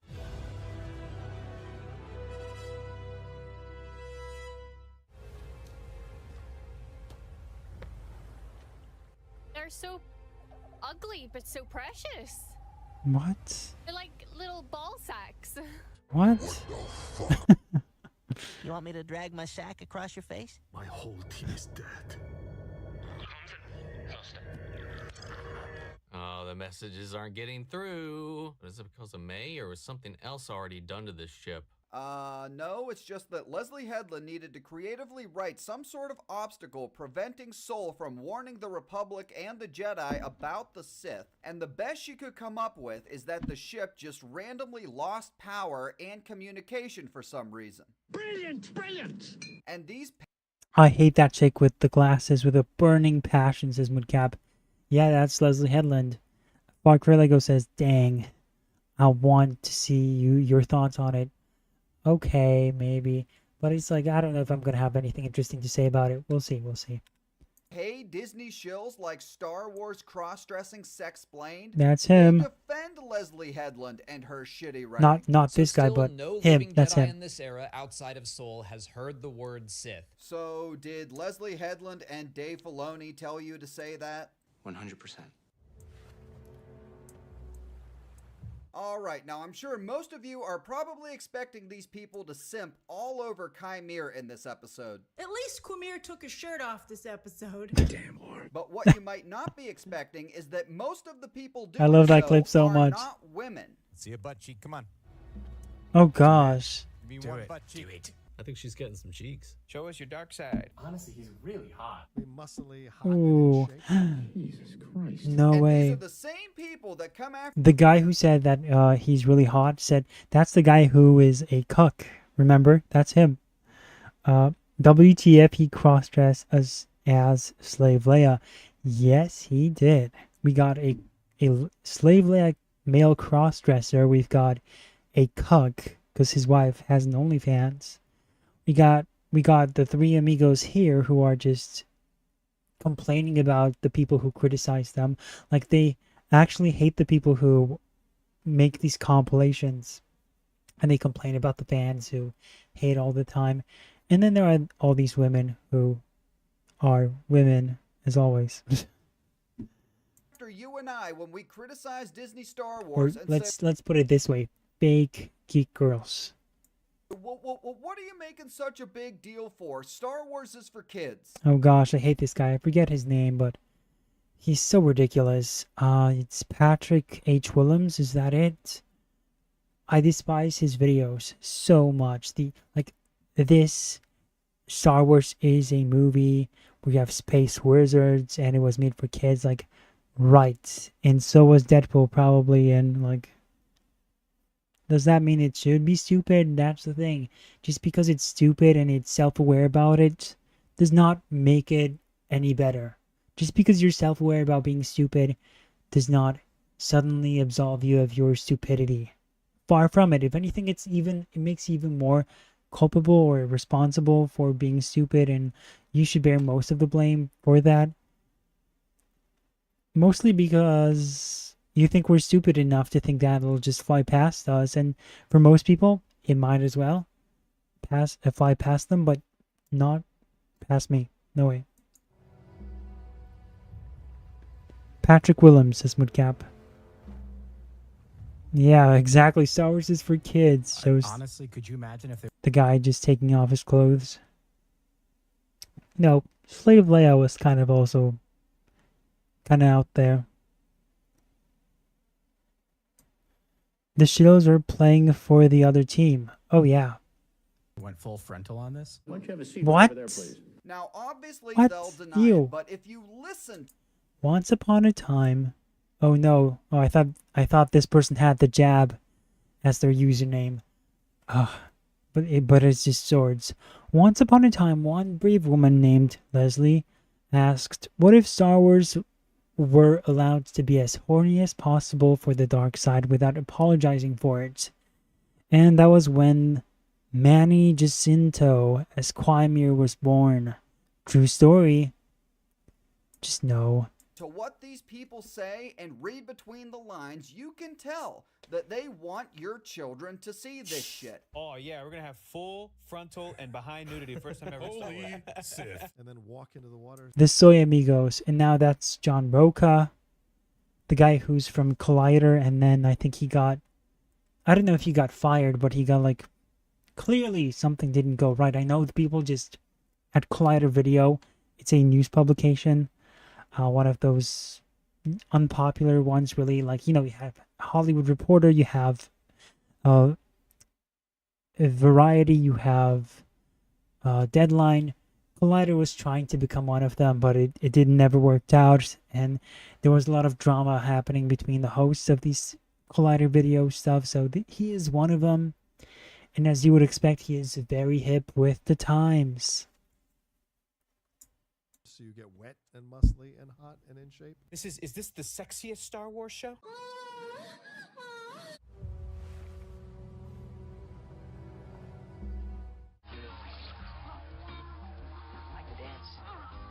And also the most thirsty thing I've ever seen in Star Wars. No, man, I'm like I watching can't. 50 Shades of Star Wars right now. The guy has Captain Marvel's symbol in the Christ in background. heaven, can we just move on, please? Anger. That tells you so much. Loss. Desire. He is so horny. Yeah. This is so intimate. That's the guy. That was the guy with the OnlyFans wife.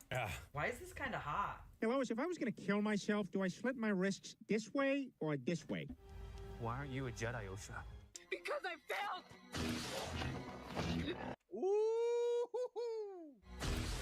Whoa! It's getting a little steamy in here. Is it just me? It's time for you to come out of the closet. That's the damn show. Why was that so hot though? The two of them, like, that conversation and their stance and stuff. Sounds like you have mental problems. Oh God, look at all the aliens. Look at the cell cat. Yes, he's back. Calm the fuck down. Is this a good guy or a bad guy? Good guy. My name is...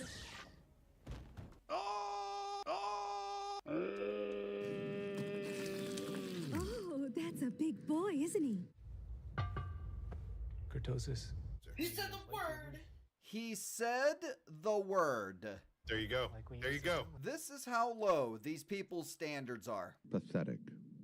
You're a freak.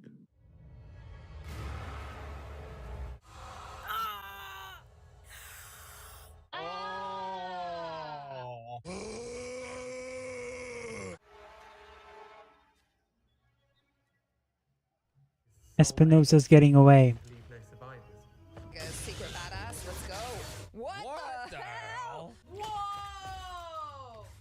There's the whip! I'm glad you're here to tell us these things. That was cool. That was cool. No. Wow, okay, that was pretty cool. No. Yeah. Yeah, John Roca, the outlaw, right? I don't know which guys are the bad guys and which ones are the good ones. Hey, Cody, why don't you come over here and be my little horsey? Now, this last clip, you guys, might be one of the stupidest things I have ever heard one of these people say, maybe ever. The official entrance of the stranger in episode 5 created a perfect storm of thirst tweets and respect for his fighting skills.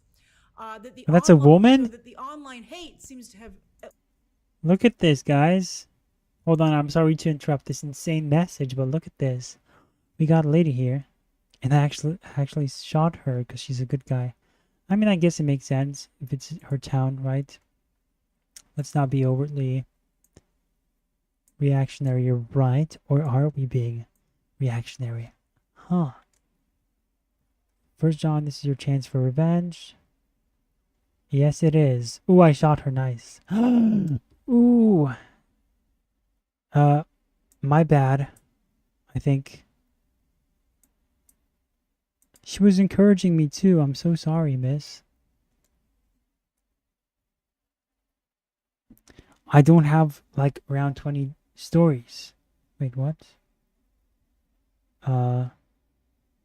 Steven, I blame George R.R. Martin and the Game of Thrones show for everyone wanting full frontal nudity. I regret watching Game of Thrones.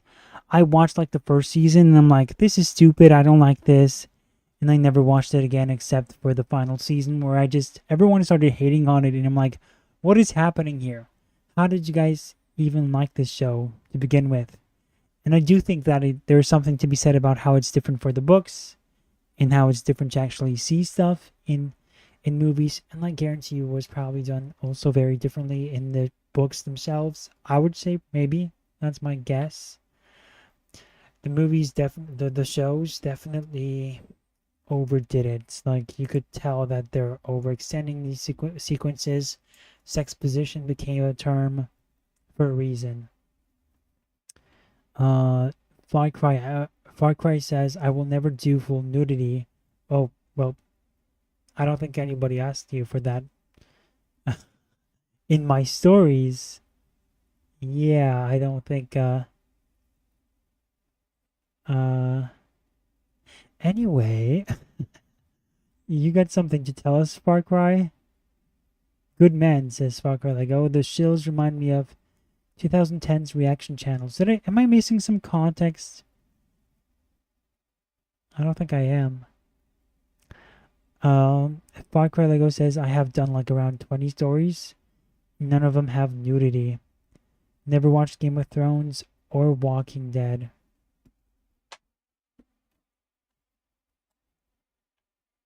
Last finally been countered. Oh wait, hold on. What? Hold on. Let's get this back. This last clip, you guys, might be one of the stupidest things I have ever heard one of these people say, maybe ever. The official entrance of the stranger in episode 5 created a perfect storm of thirst tweets and respect for his fighting skills that the online hate seems to have at last finally been countered. Yes, finally. The online hate has been thwarted by a bunch of thirst traps and some fighting. Amazing. Why is my computer lagging? That's annoying. What's up? It's weird. A lot of frames dropping too. My bitrate, I mean. It's like very fluctuating between like... It's crazy. Are you guys getting this? Weird. Okay, I think it's fine now. Good. Oh, no wait. Okay, it's weird. Hopefully it's not impacting you guys. Well, Grace, I have something here that you have yet to counter, and that is every single one of your Acolyte reviews getting massively ratioed. You are one pathetic loser. So that the online hate seems to have at last finally been countered. All you got? Thanks for watching. Make sure you check out some of the other Acolyte content already live on the channel. And if you enjoyed the video, please like and subscribe. Yeah. Yeah, let's check it out, guys. So apparently we have some breaking news that nobody seems to be aware of outside of a handful of people. Star Wars The Acolyte has turned the corner. It has hit its stride. It's good now, according to people who are paid by Disney. The show has definitely improved as it's gone along. No. You know, there was a lot of hate out of the gate for this show, but there was a real lack of positivity to combat it. Now we're finally finding ourselves in a space where at least... Wow, the stream is fluctuating between like crazy bit rates. And I've got like 2,000 and 8,000. I wonder if it's affecting you guys, if the stream is buffering. Let me know, guys. Seems, you know, evenly matched. Not even close. This is what the show... Yeah, it's like total delusion. People telling themselves, oh, the hate has been now equally matched. You know, they don't want to say it's been totally defeated because they know it's really bad. And then we got the numbers, by the way. And even Grace started to pivot in the later episodes, like majorly pivot. So like everyone knows what's happening. And so she stepped off of that, and she's now like, well, now she's doing it, but in these videos, as you can see, she still knows what the reality is. She's not that delusional, so she's trying to at least make it seem like it's an equal footing sort of situation, but even that's delusional. No, you can't do that. Can't gaslight us. Should have been from the start. Not 6 episodes in, but hey, at least we got there. And I wish we'd gotten here faster. But now I'm here, and now I'm excited to keep watching the show. This is officially my turning point of I'm now excited for next week. This is the turning point. It's good now. No, it's great now, actually. Episode 6. This is a great episode. I love this episode. So to push this narrative that, hey, the show is good now, they are rallying behind 2 things. You guys don't seem to be getting any lag. That's good, I think. I haven't seen anyone say anything yet, so... That's reassuring. Wait, what's going on?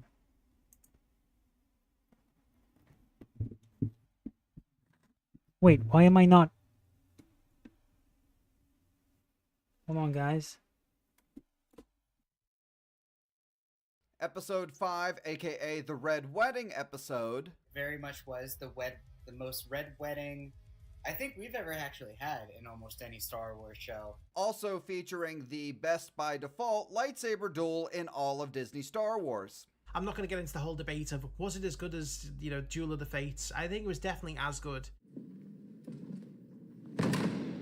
And the second, even more ridiculous point they're trying to make is that Chimere is single-handedly saving the show due to people simping over him. The official entrance of the stranger in episode 5 created a perfect storm of thirst tweets and respect for his fighting skills. And we didn't even get any Okay, I know what the problem was.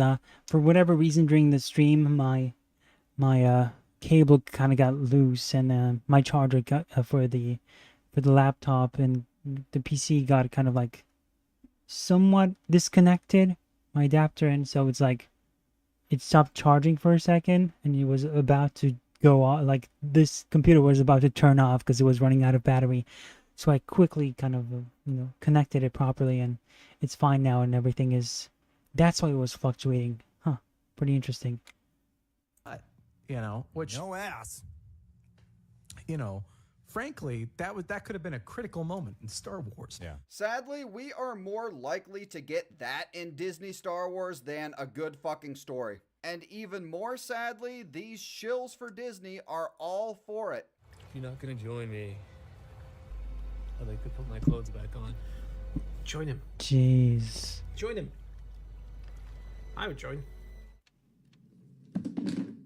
He's the villain, guys. Bro, I can't do it on stream. I'm gonna puke from that. I'm gonna puke from that. There was a lot of like Rey and Kylo energy between Chimera and Osha this episode. Like real strong vibes.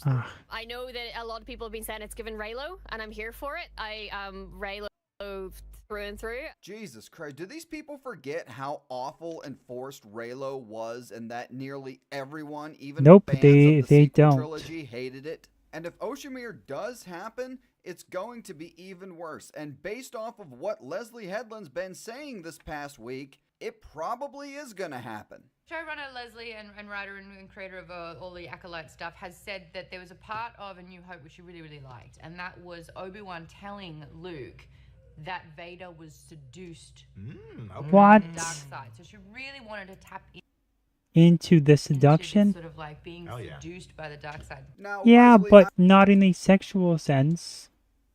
Are these people are insane. I'm convinced they are just so perverted.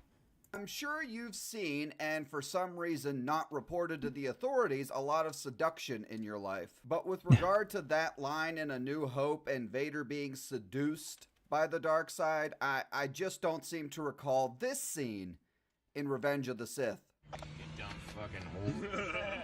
Speaking of dumb whores, we got Chlamydia Burns Grace Randolph here claiming that the Chimere simpage and Oshimir bullshit is actually bringing in new fans to Star Wars. The Acolyte has finally succeeded in bringing in the new fans to Star Wars at a level that Disney has wanted since they first acquired the property, but have Dang. not yet been able to do. The backtracking, by the way, the backtracking she's gonna do in the upcoming videos is gonna be insane.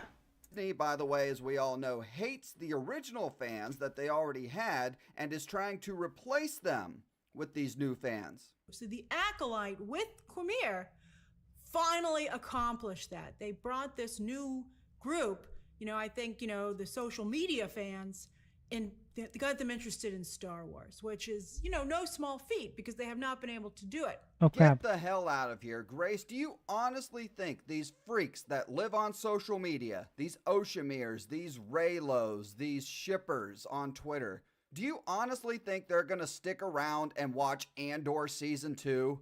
Or dare I say go back and watch real Star Wars? The answer is obviously no. They've really found something here with Chimere.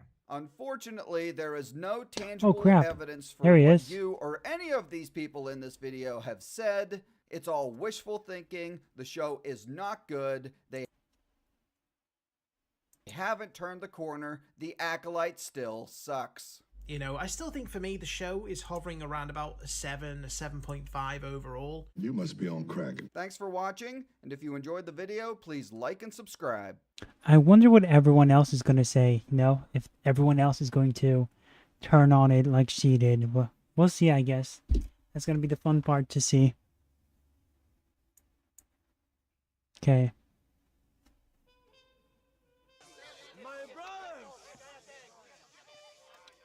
Today, we have proven that the days of this evil regime are numbered.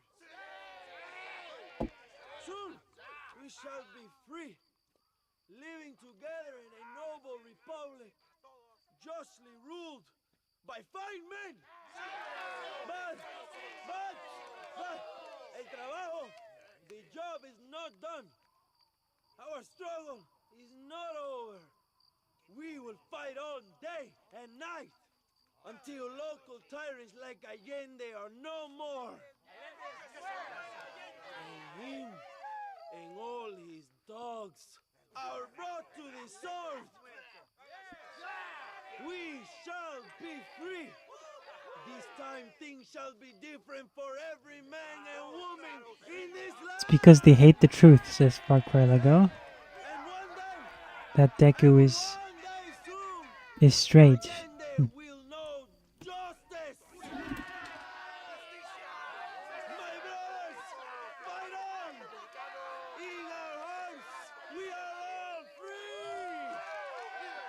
Okay.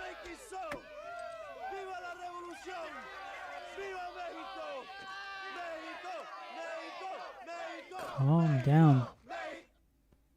Meanwhile, John Marston is just sad. He got betrayed. Where to next is the question. I've never watched Walking Dead, and with how poorly Game of Thrones ended, you're better off without it, says Steven. Far Cry Lego says, I've read that one.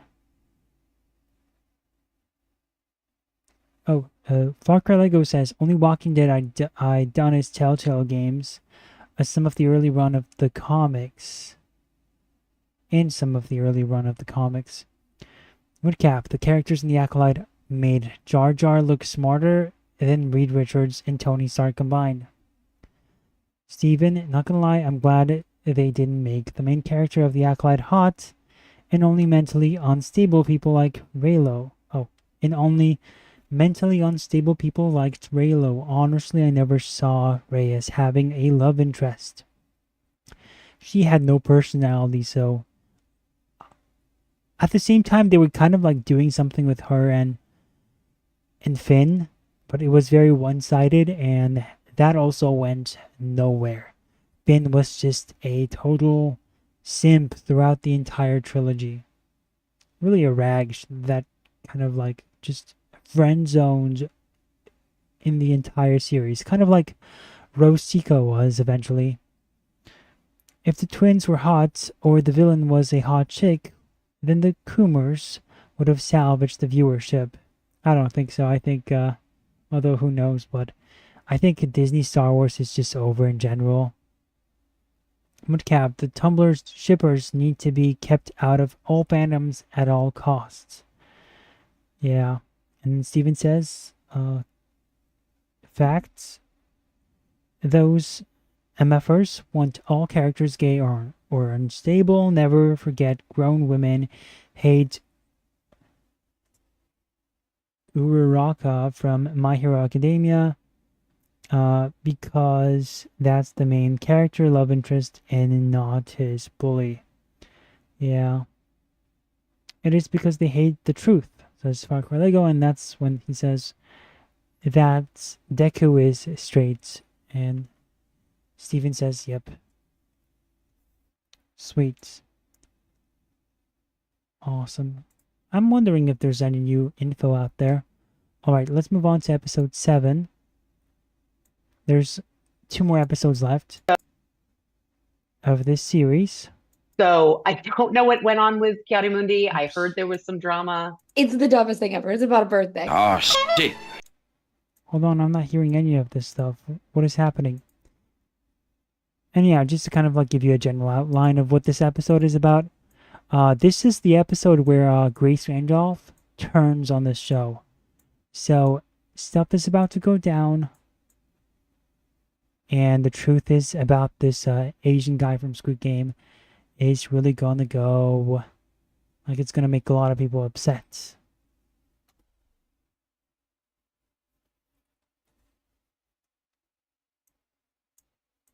I don't know what went on with Chiarimundi. I heard there was some drama. It's the dumbest thing ever. It's about a birthday. Oh, shit. Here we go again. So people had issues with the fact that this character, Mundi, the fact that he knew about the Sith when in the prequels he said that he didn't, or like he hasn't seen them in 100 years. So for them to technically lie in that scene was ridiculous, and that's what people took issue with. And then these guys are making it about his birthday. They're trying to strawman the people who have proper criticisms of the show, and they're trying to dumb it down to, oh, you just don't like that they changed his birth date. No, nobody cares about the fact that they potentially changed his birth date. They care about the fact that you lied to the people, and that's it.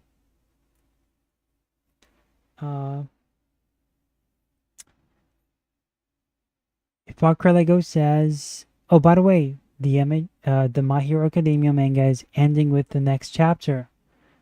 Yeah, chapter 430 is the final chapter. Wow, it's crazy. It's finally over. Something that maybe Oda should take notes of. I went back to One Piece, and there are moments in One Piece that I really like. And the time they go to they travel to the Grand Line, and they have to get there, and it's just really fun and interesting how they managed to get there with the mountain and all that stuff. And that stuff I love so much. But then after it, it's oh, a side story about a whale. And it's really? Just get to the place. I understand you want some fillers, but every single story has these fillery moments that slow everything down.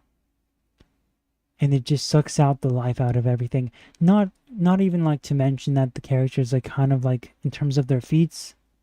I have a problem with how everything operates in terms of powers and everything. You have normal humans that are capable of performing super exceptional superpowers, and that's not just writers creating it's not Oda over exaggerating his art for creative purposes. No, it's actually Zoro is actually running on the walls, and it's how can you do that? I understand you're really a good swordsman, but how can you run on walls? You can defy gravity, what? And survive incredible blasts, and you're a superhuman in your own right. But then there's this huge overglorification of people who have consumed the gum fruits, or I think Japanese. I forget the Japanese one. I'm reading it in English. Okay, so it's obviously I'm gonna refer to it as the gum fruits. So yeah, it's oh, those people have incredible powers, and it's yeah, but so does Sanji and Zoro, and Sanji can kick a beast, a sea monster. He can send it flying with his just one kick, and he's just some chef. It's insane. It's what? That's why I like Usopp the most out of the group. And I also like Nami, but Usopp is really my guy, because and it's insane. It's okay, well, shouldn't Sanji and Usopp have the same capabilities? Sure, maybe Sanji, maybe he's maybe better, more fit than him, but you're definitely overdoing it with the moment where he could kick a giant sea monster. It's that sort of stuff is I don't even know what to take seriously anymore. And then the comedy is hit or miss, but then so many coincidences, so many contrivances. If only the story was more focused. But I guess with the shonen schedules, they constantly have to put out stories and constantly have to make it so that it sells, and they have to add all these things into it. It sucks. But that's kind of the capitalist approach. Gotta sell something, right?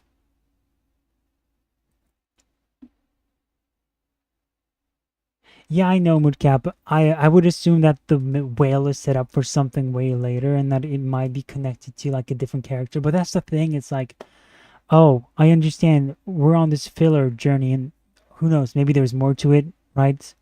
I just don't like how we got there. We got there it's just right there, instead of maybe incorporating it into a different place, instead of it doing it just right after they get to the Grand Line. Is just so annoying. And And at the same time, I think One Piece has this thing where it's like they do fillers and then because the world building in One Piece is incredible. It's by far my favorite aspect of One Piece. But the thing, it's like there's so much filler too, and then they bring back the fillers to kind of like show, oh look, we brought back this one character from long ago, and isn't that incredible that we kind of remember this stuff and it's all connected, and it's like, yeah, I guess that's cool. But still doesn't change the fact that the story we read was kind of filler, and it was, you know what it reminded me of while I was reading it? Reminded me of Percy Jackson, where every chapter, every book has this not scheme, it has that template that it sticks to, and it's very dry sometimes and unnecessary. They're just prolonging stuff. With Rick Riordan, I was like, you're just writing in these unnecessary scenes just to make this story longer than it needs to be, just so you can just make the page count longer than it needs to be. You really need to hit that 300 page mark, right, in order to consider yourself to be a proper author. That's what you're doing, right? You have this obsession with making things longer, as many filmmakers even do so themselves, just to kind of get there and prove to yourself that you've done something, when in reality you're just filling this book with so much more than it needs to be. I would just cut down so much from that book and in One Piece, and I think who knows what else will happen. I'm still, I'm not like too far in the story, so maybe something more significant will happen, but I've noticed a pattern. And yeah, thanks for not mentioning the spoilers, by the way, with Cap. I would read more One Piece, but the problem is having the time to read it. Yeah, I find it's difficult. There's two big reasons to like Nami, says Steven, and let's just end it there with his comments. Mudcab, just be glad you aren't watching the anime where they put filler inside canon arcs, as if there isn't enough filler. Yes, I know. It's crazy. And when people explain the anime to me, they're like, oh, because they can't get ahead of the manga, they end up taking these detours in these storylines, and I'm like, but isn't the manga already kind of that? And then it is. It's just now the anime has taken it to another level. Far Cry says, same goes for watching the anime. I don't have the time to watch over 1,000 episodes. Man, I think like somebody made, when it comes to Naruto, somebody made a non-filler cut of the series, because there was just so much filler in that. Somebody made that, yeah, and for his girlfriend, I believe there was a guy who made that, and I would like to watch that cut, but I think he never published it, or did he, publicly? Anyway, let's get back to the Acolytes. Okay, sorry guys. Yes. Oh, like, how did Jason Mendoza go from like Jason Mendoza to the hot Star Wars baddie? I can fix him. I felt like Amandla, when she understood the breadth of what she would be doing, dug so deep into both of the girls. Yeah, the same expression.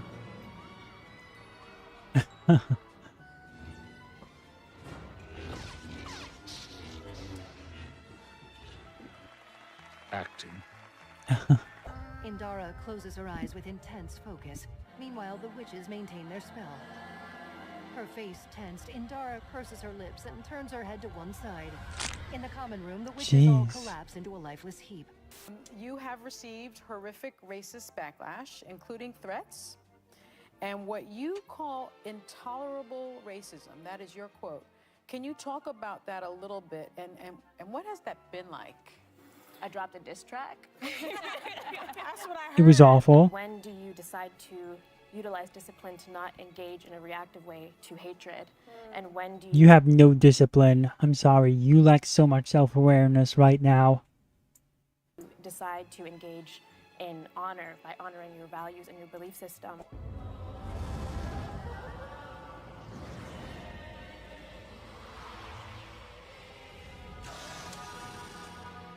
I was going to let Osha go. Sorry to cut you off, but I just want to slap the shit out your head. Even as we were doing the auditions, I was like, what am I doing to these young women? Nerderotic.com. Greetings, you over 1 million hellions and the 40% who haven't subscribed yet.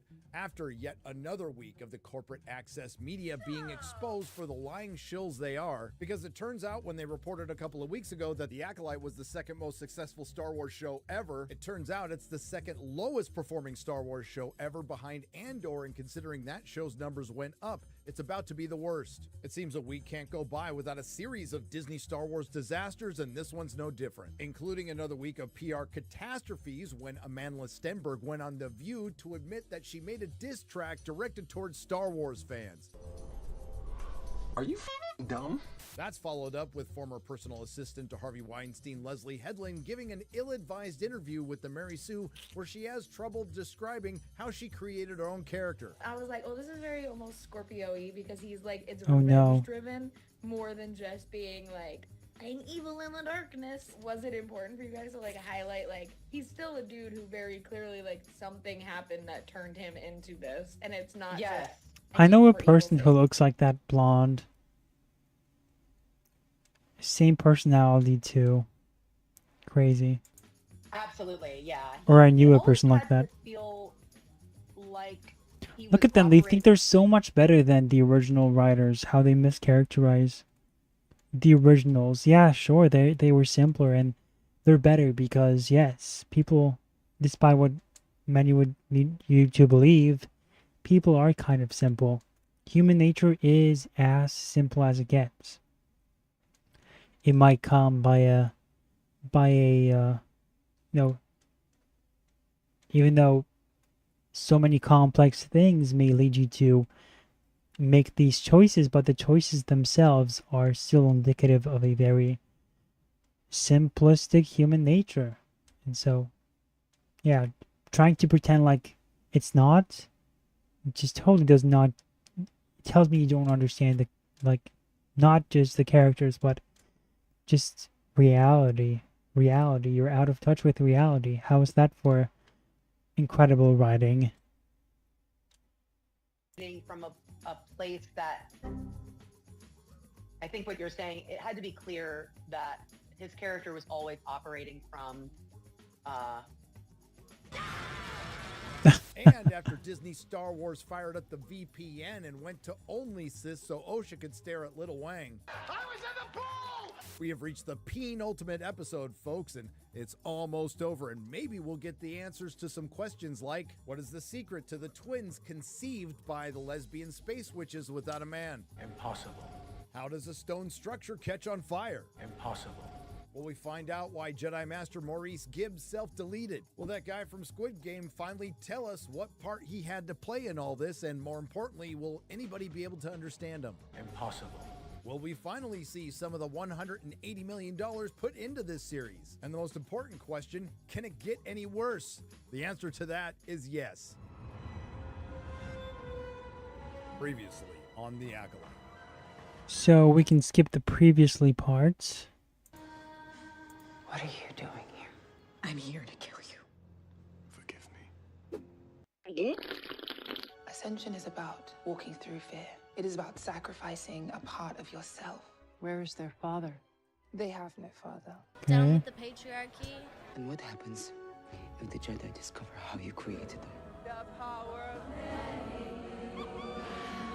As predicted, we get another Okay, I didn't skip that because it was talking about like the first few episodes. So if you needed a refresher on those, episode, there that's you a go. flashback, making it a prequel within a prequel to the prequels. The Jedi, collectively acting as a surrogate for the audience, are in search of a plot with metal So detectors. And I can we're going hear to you now, this Louisa lady that we helped her last time. Let's see what she has to say here.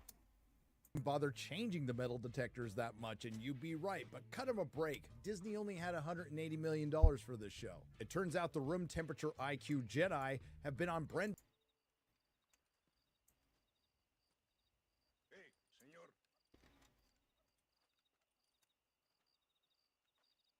You want trouble, friend? Manos arriba. Antilas.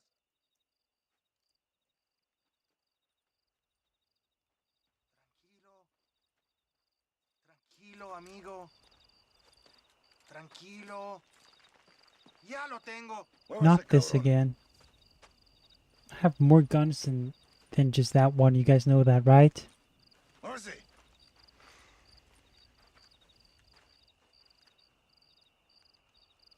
El mundo es muy difícil. Tenemos que jugarlo bien.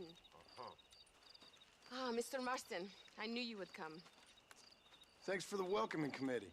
I'm sorry, we cannot be too careful. The world is very dangerous. Especially when you greet it with a gun. Please.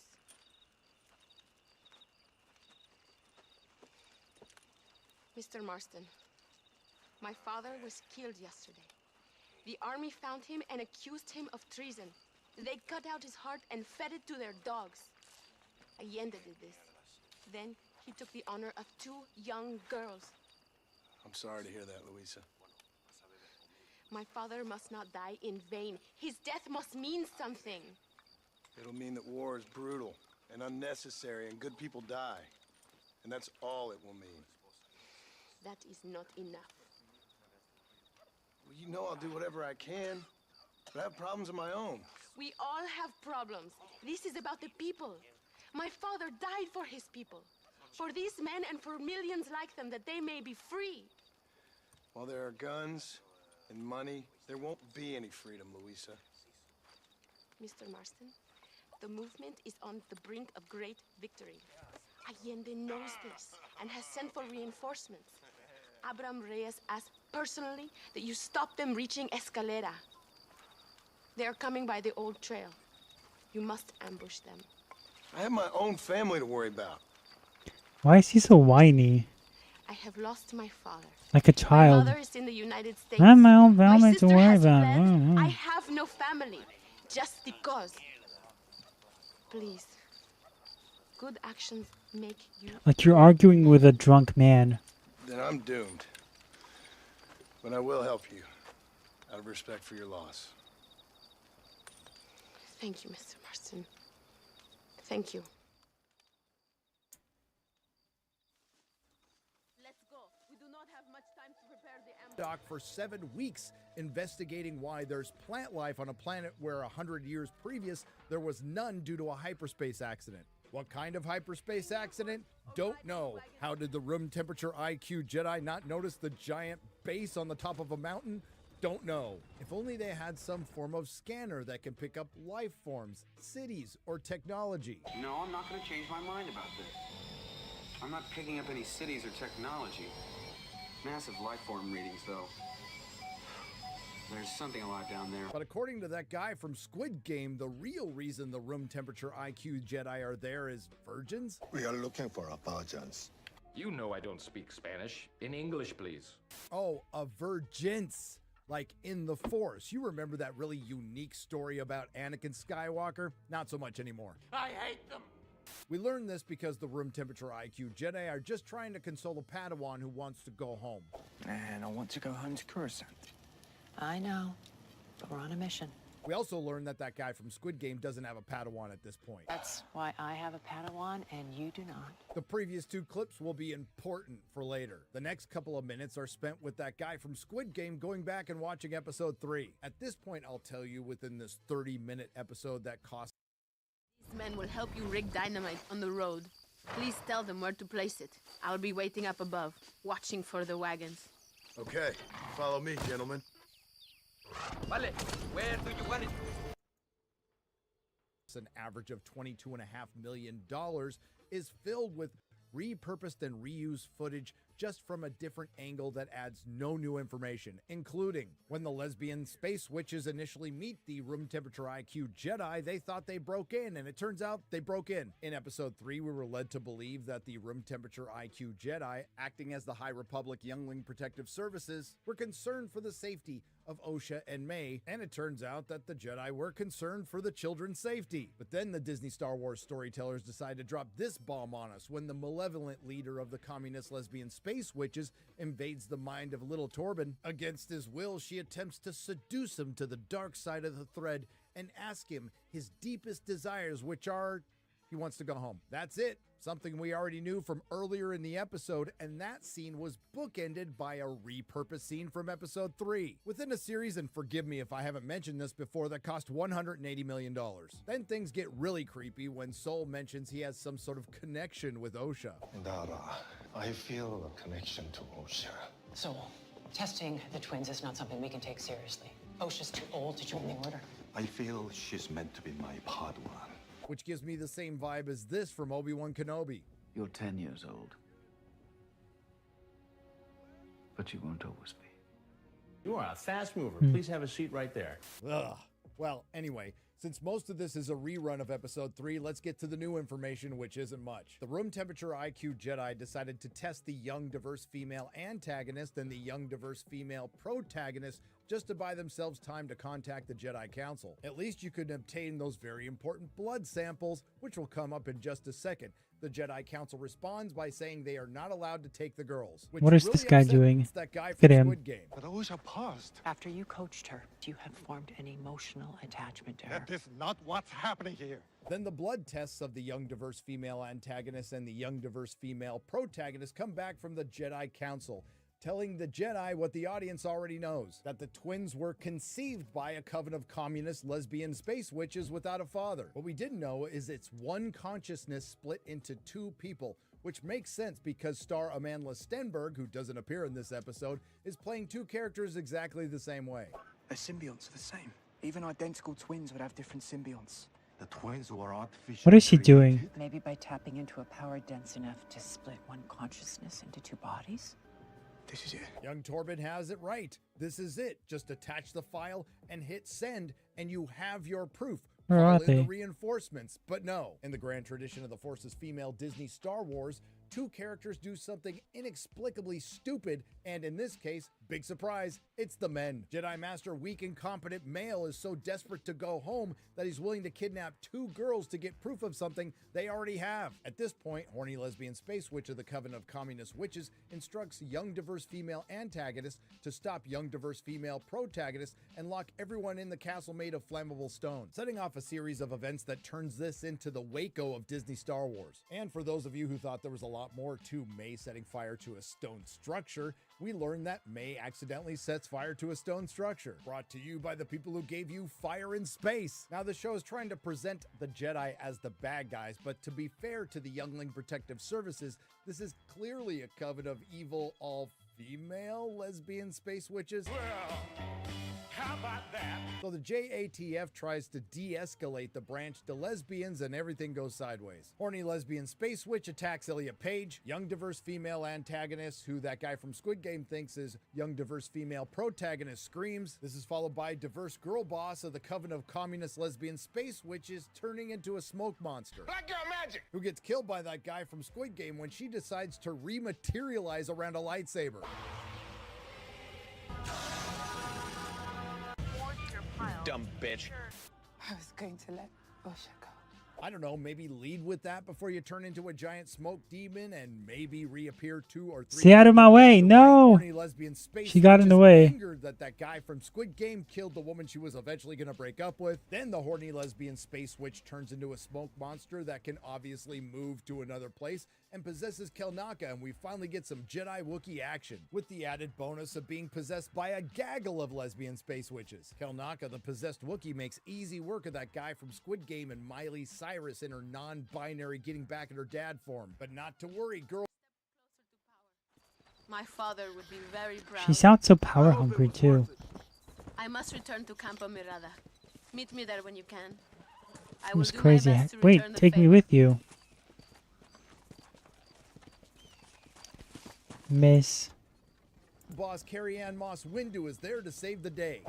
Indara leaps in, takes the Wookiee down, and hovers her open hand over his temple.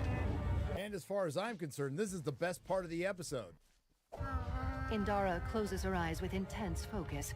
Meanwhile, the witches maintain their spell. Her Jeez. face tensed, Indara purses her lips and turns her head to one side. In the common room, the witches all collapse into a lifeless heap. Our hero. I'm guessing the remaining women in the coven of communist space witches died in the fire that rapidly spread through the highly flammable stone structure that blew up the generator.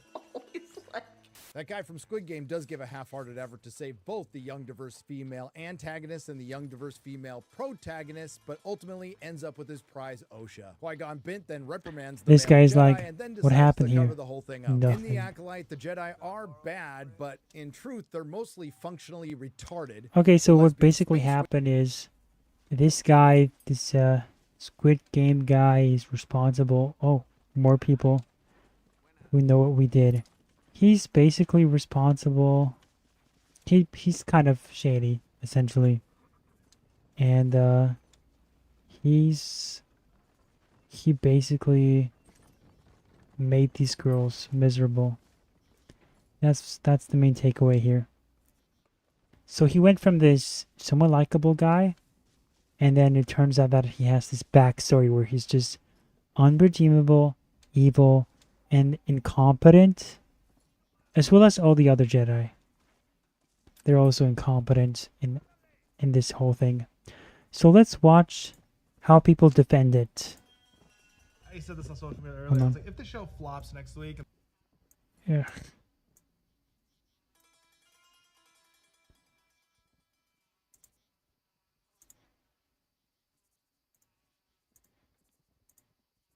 the finale is horrible, I still will be so thankful for the Acolyte for giving us some of the best Jedi lightsaber action that will sustain me for the next 10 years. You are a sad, strange little man. Dang. And you do not have my pity. Bitch.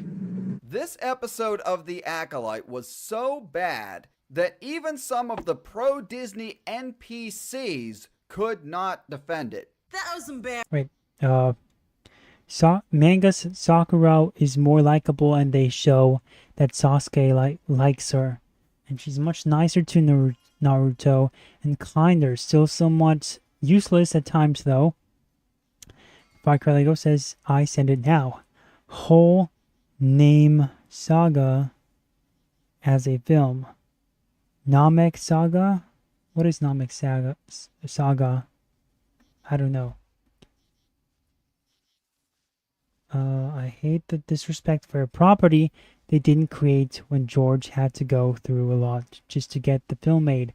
Speaking of, hey, that's my guy, leave him alone. Speaking of George's legacy, we'll get to that as well. There's some interesting tidbits about the Force and insights that, honestly, when I heard this one clip, I was just kind of very surprised by what I heard. And I think you guys will be too, and actually it made a lot more sense than what I heard from George himself. And apparently this was also from George. So yeah, this is just kind of giving you a heads up already as to what you can expect near the end of this stream.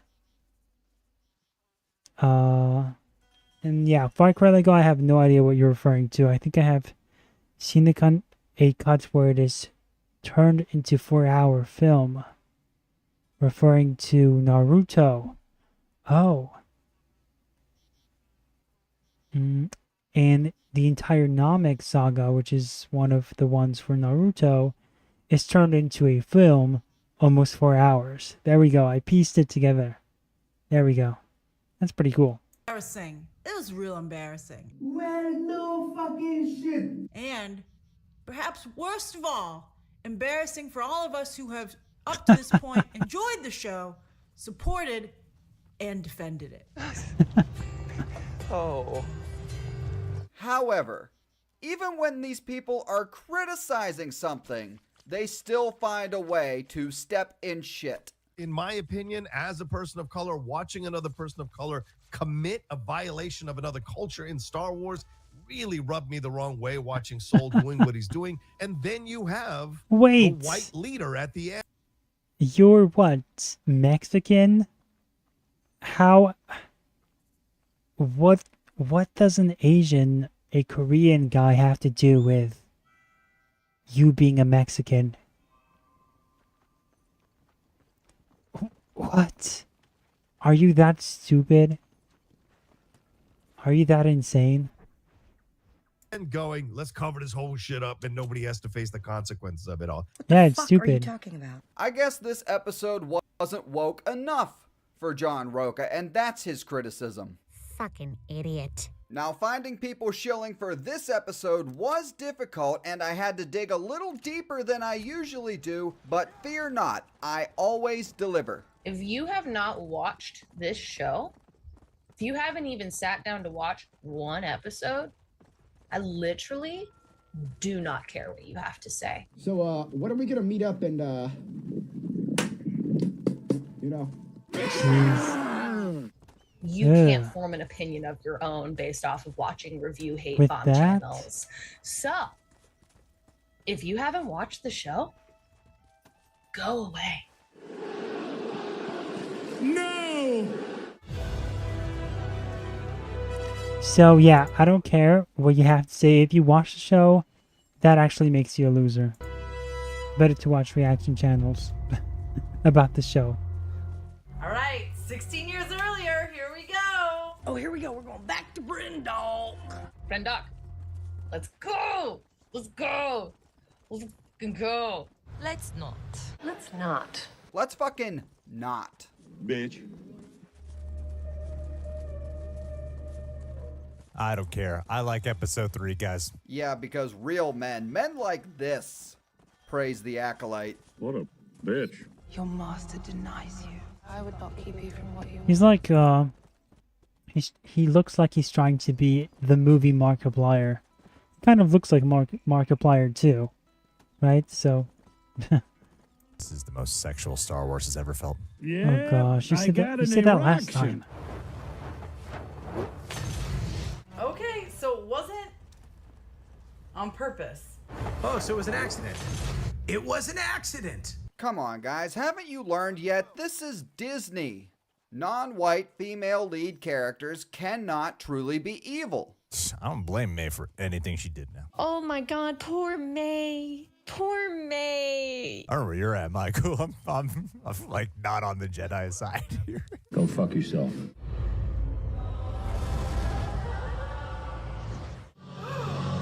So she turns to smoke. And he somehow stabs her because she was made of smoke, and he's somehow able to kill her. What was even the point of turning into a smoke person if that would make you vulnerable still? And when she died, everyone else in her witch covenant or coven died with her. So stupid. And May saw that. Oh, shit. Someone got stabbed in the stomach and died. With a lightsaber. Can we stop moaning about that now? Tell you what, Simon, if you can explain why the witch with supernatural powers died and the 12-year-old Reva in Obi-Wan Kenobi did not, then sure, we can stop talking about it. That's not gonna happen, is it? Alright, Arrow's first lightsaber, kinda sick, not gonna lie. 10 out of 10, here for it. So fat his birth certificate is on a Burger King napkin. Well, we finally get to see Kelnaka in action. He's just not on our side. Let's go. Shut up. I just got chills. Freaks me the f out. Let's go, Soul. What a shot. That makes this episode worth it. You know, I was saying I didn't want a full flashback episode, but you know what? As long as we get this. That's all I needed in my life was Carrie Ann Moss versus a Wookiee. I'm very happy with how this episode is sort of paying off this mystery. Even though they're all incompetent and it's all an accident, and it's obviously the black girl, or sorry, half black girl. She's also half white, but she's a POC. She could never do no wrong. No. He's gonna let go of shit. Stop it. Get some help. Overall, I liked the episode. This was very good. Yeah. No? And I would say this was probably my favorite episode so far. What? I know that episode 3 was the time when the world turned against Greg and Michael. I still stand by that episode. And this episode is episode 3.0. I enjoyed it. Loyalty to Disney. Loyalty to the brand. Loyalty is salvation. Loyalty is life. Thanks for watching, and if you enjoyed the video, please like and subscribe. Nice. All right. Reaction channels save me from spending money on garbage and wasting time. That's a huge one as well. Time, like money, can be earned back. Time cannot. John, thank God you have come. That wretched animal DeSanto has been sent to oversee a massacre in Acapulco. Come, we must stop him and finally kill that vermin and all of Allende's other followers. Hurry, I don't know how much time we have. Enough with the time, lady. You're not doing anything. Okay, let's watch this guy here. Oh, right, this clip is going to be hilarious. Hilarious. So this is going to compare the intellect of these amazing individuals.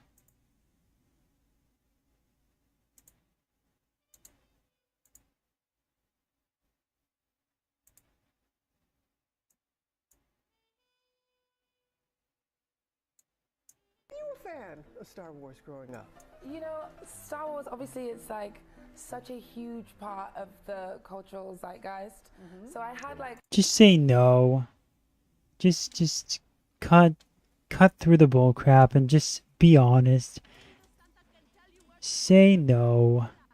It's not that hard to say the truth.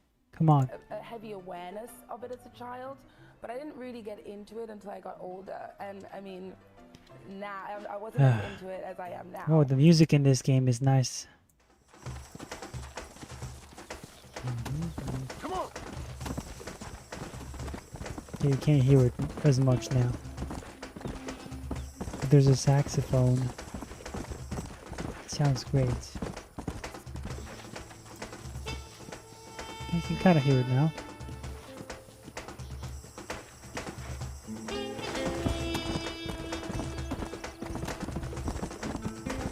You guys hear it, right? Yeah. Alright.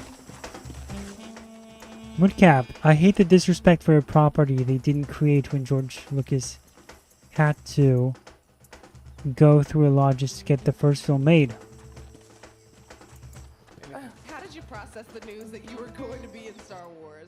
You know, I don't think that I really understood the largeness of it. You can't really take the time to think about it, otherwise it becomes like really overwhelming.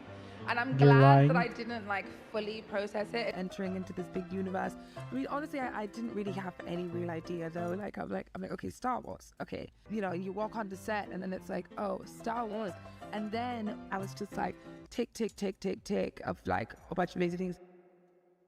People, I've asked this of everyone. Did you shoot Greedo first, or did Greedo shoot you first? I don't care.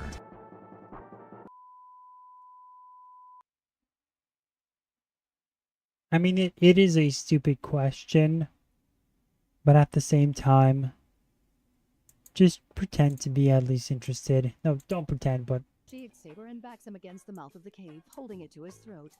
Don't pretend, but at least show that you are actually...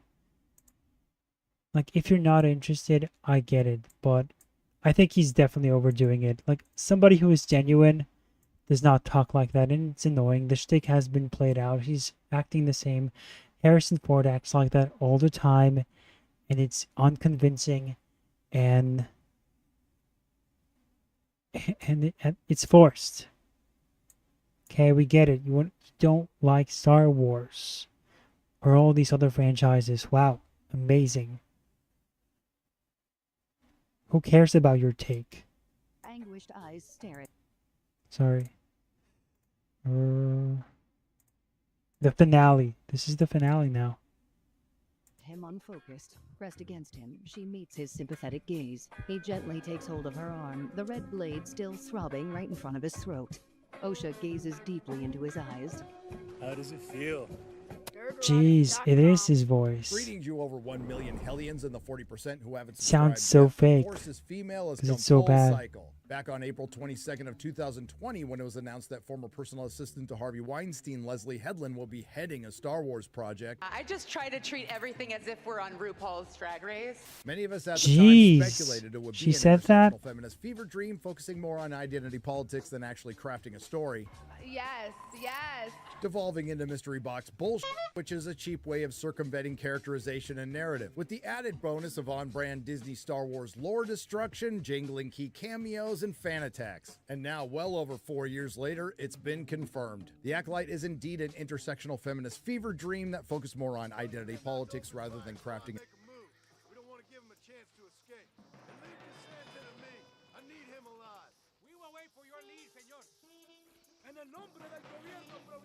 Revenge, revenge, revenge.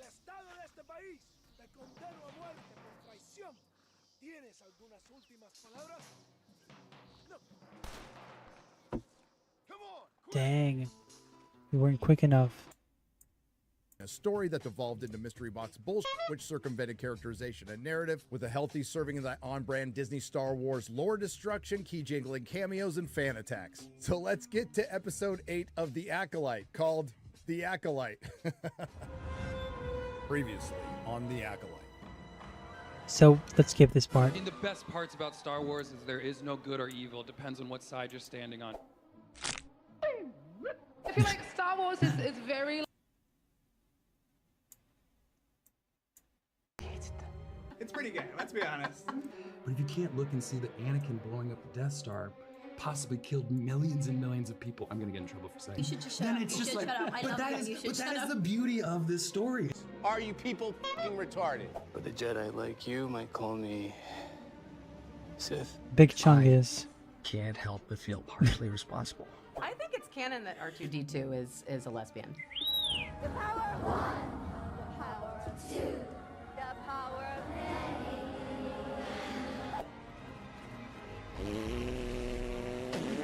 I dropped a diss track. That's what I heard. Excuse me while I whip this out. You get nauseous when you travel through hyperspace? I don't get sick. I find it unsettling.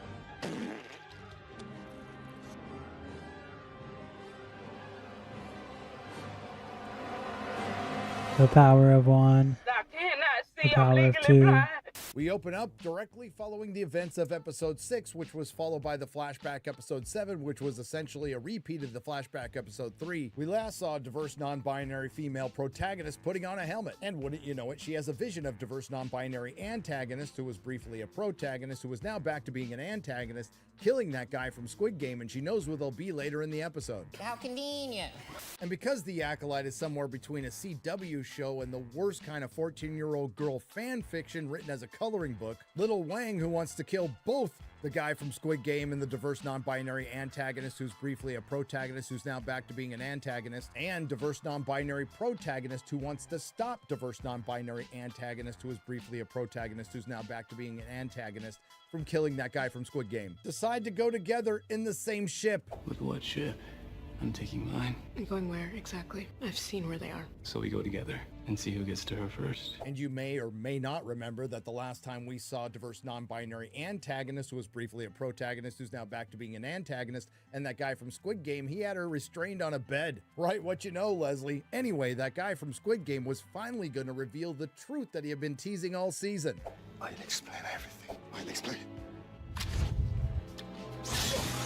It's time for me to face the High Council to tell everything. Everything? So you're going to listen.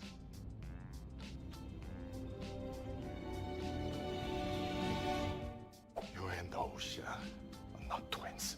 You're not even sisters. Good thing we watched the last episode, which was essentially a rehash of the third episode, which basically confirmed that diverse non-binary antagonist who was briefly a protagonist, who's now back to being an antagonist, set a fire in the highly flammable stone structure, killing the remaining coven of lesbian space witches that Mace Windu didn't kill when they possessed Kelnaka. And Soul can't help it if he's retarded and some lesbian space witch rematerialized around his lightsaber. What he is guilty of is having inappropriate connections to a youngling. But as it goes with mystery box storytelling, the audience has to wait for the uninteresting main character or characters to catch up with him. You know, it's too bad the Jedi Master Soul didn't think to remove the plot convenience from his captive. And the diverse non-binary antagonist, who was briefly a protagonist, Let's drag being him. an antagonist, gets away. It's barely an inconvenience. Nice helmet, by the way. But when that guy from Squid Game has diverse non-binary antagonist who was briefly a protagonist who's now an antagonist in his sights, Space Beaver sabotages him. Whoop-de-doo! What does it all mean, Basil? Diverse non-binary protagonist had the aforementioned vision and took Little Wang with her. Diverse non-binary antagonist who was briefly a protagonist who's back to being an antagonist crashes relatively close to the highly flammable stone structure. And that guy from Squid Game turns on his transponder and the Jedi receive it. But there is Woodcap, there is no good or evil, just ask the younglings Anakin dealt with. Right, there is no such thing as good and evil. It's all just a matter of perspective and who is right or wrong and who wields power. Really, it's really just about that. Who gets to have power, who gets to be empowered. That's what it's always about.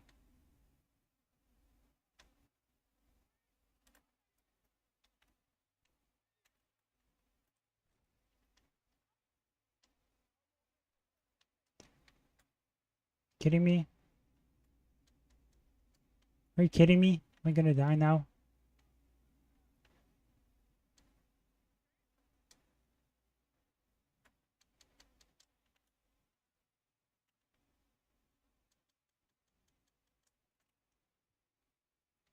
There we go.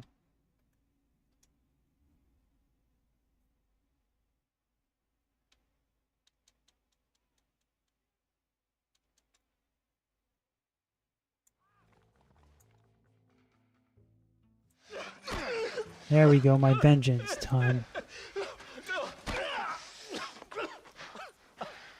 Vengeance. You fucking pig! Go back to your country! Where is Javier Escuela? Wait. Okay, alright. Shit. Alright. Casa Madrugada. It's hold up there. No excuses, asshole. Hurry up and kill me. Or just let me go. He's purple now. Can we kill this piece of shit now, senor? Or would you like to pleasure yourself? Please, I'll do anything. Or let the rebels take care of him. What do you guys think? What should we do? Vote now. I'll let you vote. Kill DeSanto or let the rebels take care of him. What should we do?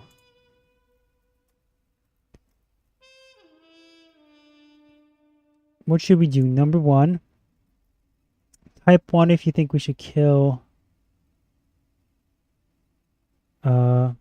what's his name? Kill the guy. 2 if we should let the rebels walk away. Let the rebels... I guess just let the rebels...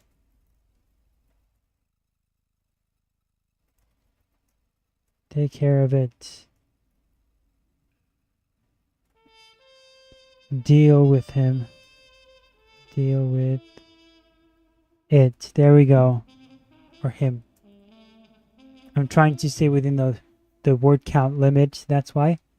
So number 1, kill the guy. Or number 2, let the rebels deal with him. A vote. And I'll close this in like 3 minutes probably. Or less. Is one small scene worth mentioning because Which it people would be let an me know. episode of The Acolyte. Without Leslie One or Headland two. taking George Lucas's lore to Harvey's couch. Oh, I've used that one too much already. How about Dave Filoni taking George Lucas's lore to the doghouse? Because it happened, folks. They Plagueis. There we go. Plagueis apparently shows up at the end of the series. Apparently he shows up. The tragedy of Darth Plagueis the Wise. You may think it's about the Sith Lord being betrayed and killed by his apprentice Palpatine, but in truth, he was arrested for stalking after being caught watching a young Asian man sleep in a cave on an island. Not only that, he watched him go skinny dipping in the pool or in the water. Darth Plagueis, LGBTQ+. I think so. At this point, Disney Analytics dictates there needs to be some action and lightsabers. And after diverse non-binary protagonist is somehow able to hotwire a door in a combustible stone structure where 16 years previous the generators blew up, we get Smilo Ren versus that guy from Squid Game in Crouching Patriarchy and Hidden Misogyny. Liu Kang. Liu Kang. Fight! So they fight, and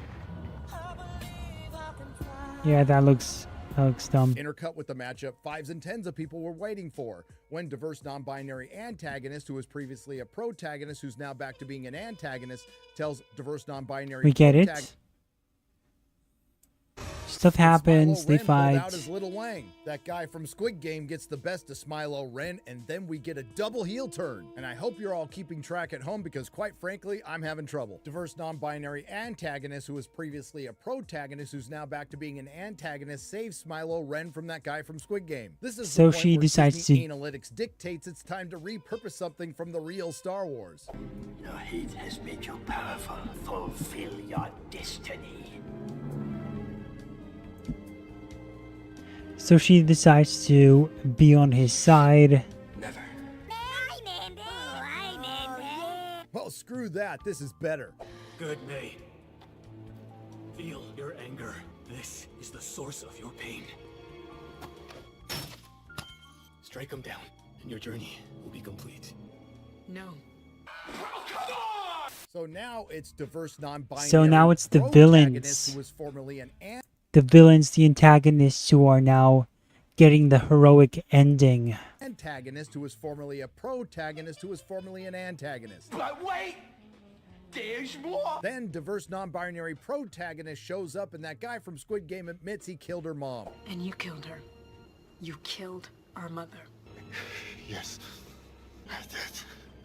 Is that true? Turning diverse non-binary protagonist into, you guessed it, diverse non-binary Oh, wait, so she antagonist who was became- formerly a oh my. protagonist. And this brings us to So she became the villain at the end. what is undoubtedly a big W for DEI, a Disney Star Wars milestone. The first black female to identify as non-binary to force choke an Asian man, whose last Uh-oh. words are, I love you. I did everything because I love. Disney, I'm sure you're aware you have a bit of a reputation right now with the way your company acts and what you put into your scripts, and with something like this, it's really hard to argue that. Anyway, that guy from Squid Game says it's okay to kill him now.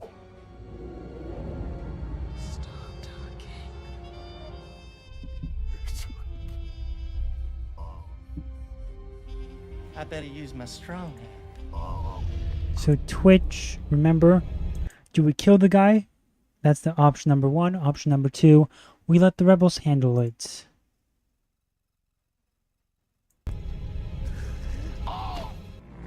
No way she killed him. Fatality. And Then so he diverse goes with non-binary her. protagonist who was previously an antagonist, who was previously a protagonist, who was previously an antagonist, smirks. And this is where things get shockingly stupid. Anakin's turn to the dark side in Revenge of the Sith was downright arduous compared to this. Diverse non-binary antagonist who was formerly a protagonist force chokes a Jedi with no training, bleeds on her kyber crystal, which turns her lightsaber red. Red. That's red. Girls get it done. That not So I had a friend tell me that in the comic books, it took Darth Vader a lot of power to turn his lightsaber red. And maybe I'll find it, but the idea is that, like, the fact that she was just able to do it casually was insane. And it shouldn't be possible. Yet she still did it. And I believe it's from Disney comic books too, so they don't care about their canon, really. So anticipated reveal of who is Smilo Ren's master? Well, we find out it's Jedi Master Nepo in a basic line of dialogue. You're alive.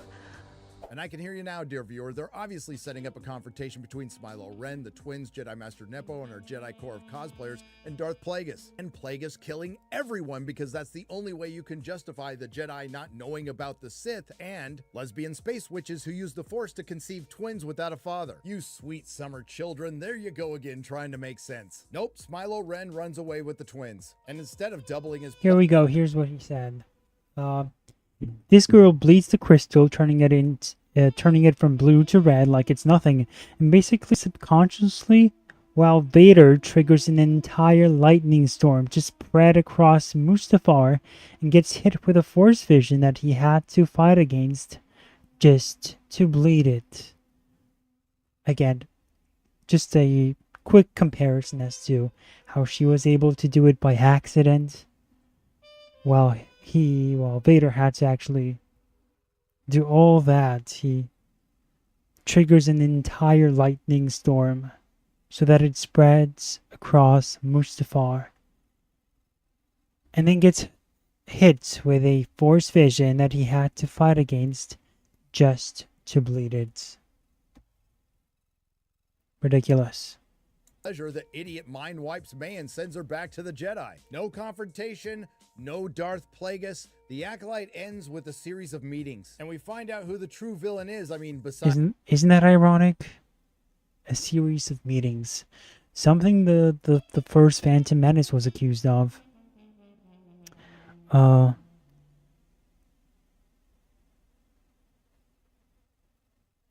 Far Cry Lego says Harrison Ford doesn't care about Han Solo. He likes Indy and Blade Runner, though.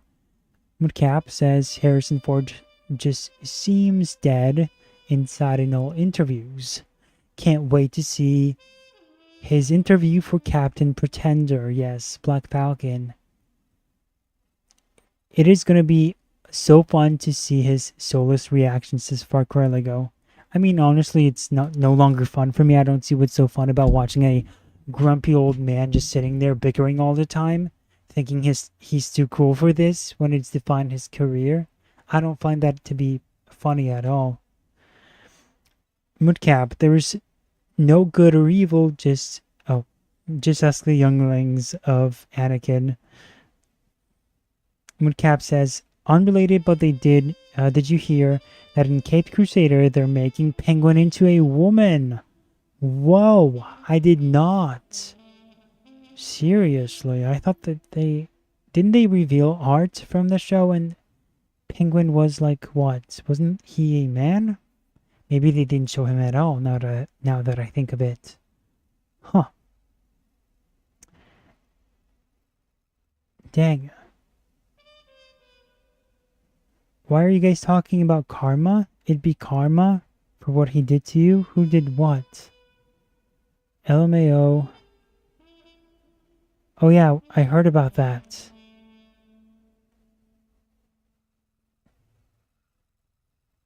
It's bloody stupid. I miss when there were just red crystals. Yeah, I agree. Why just add all those layers of emotions when it's just a different color? They're really trying to steal Green Lantern's thunder, his lore and mythos, and the different lantern rings. It's Kathleen Kennedy and former personal assistant to Harvey Weinstein, Leslie Headland. No, it's her wife, Jedi Master Nepo, who not only covers oh my up the gosh, existence of the twins and her... They just announced the title of the Fantastic Four film. You guys will never believe what it's called. It's the dumbest title ever. It's called... That's what my friend just wrote to me. It's called Fantastic Four First Steps. I'll repeat it one more time. Fantastic Four, First Steps. That's the title of the Fantastic Four film. It's just incredibly stupid. Why did you feel the need to add a subtitle? Why couldn't it just have been Fantastic Four? And plus, you have like two numbers in your title, 4 and first. What about Fantastic Four 2? And then what? Second Steps? I don't know. Obviously, they're gonna go with more subtitles, but First Steps? Why? You're just trying to be different, and it's so stupid. It's at least for Homecoming, it made sense, since he was in high school. That made sense. Wow, that's a very stupid title. I wonder if there's any more news about the Fantastic Four that just came out. I'll be trying to notify you during this stream.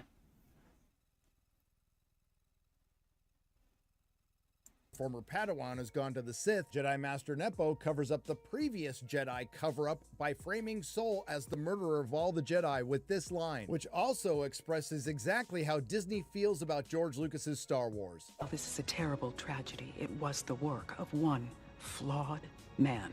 And this show is the work of one flawed woman. When in doubt, blame the man who did nothing wrong. This is the point where Disney Analytics dictates there needs to be another pointless cameo. Sorry to disturb you, Master.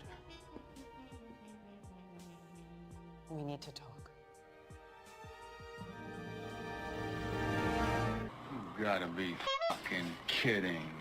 So what's Jedi Master Nepo gonna say here? Yeah, Master Yoda, there was this coven of lesbian space witches who conceived twins without a father that died mysteriously at the hands of some Jedi who covered it up, and then those Jedi were murdered along with a dozen others, directly or indirectly at the hands of my former Padawan, and I framed an innocent man for some of those murders? Or is she just gonna ask for some vacation time to take care of the one loose end?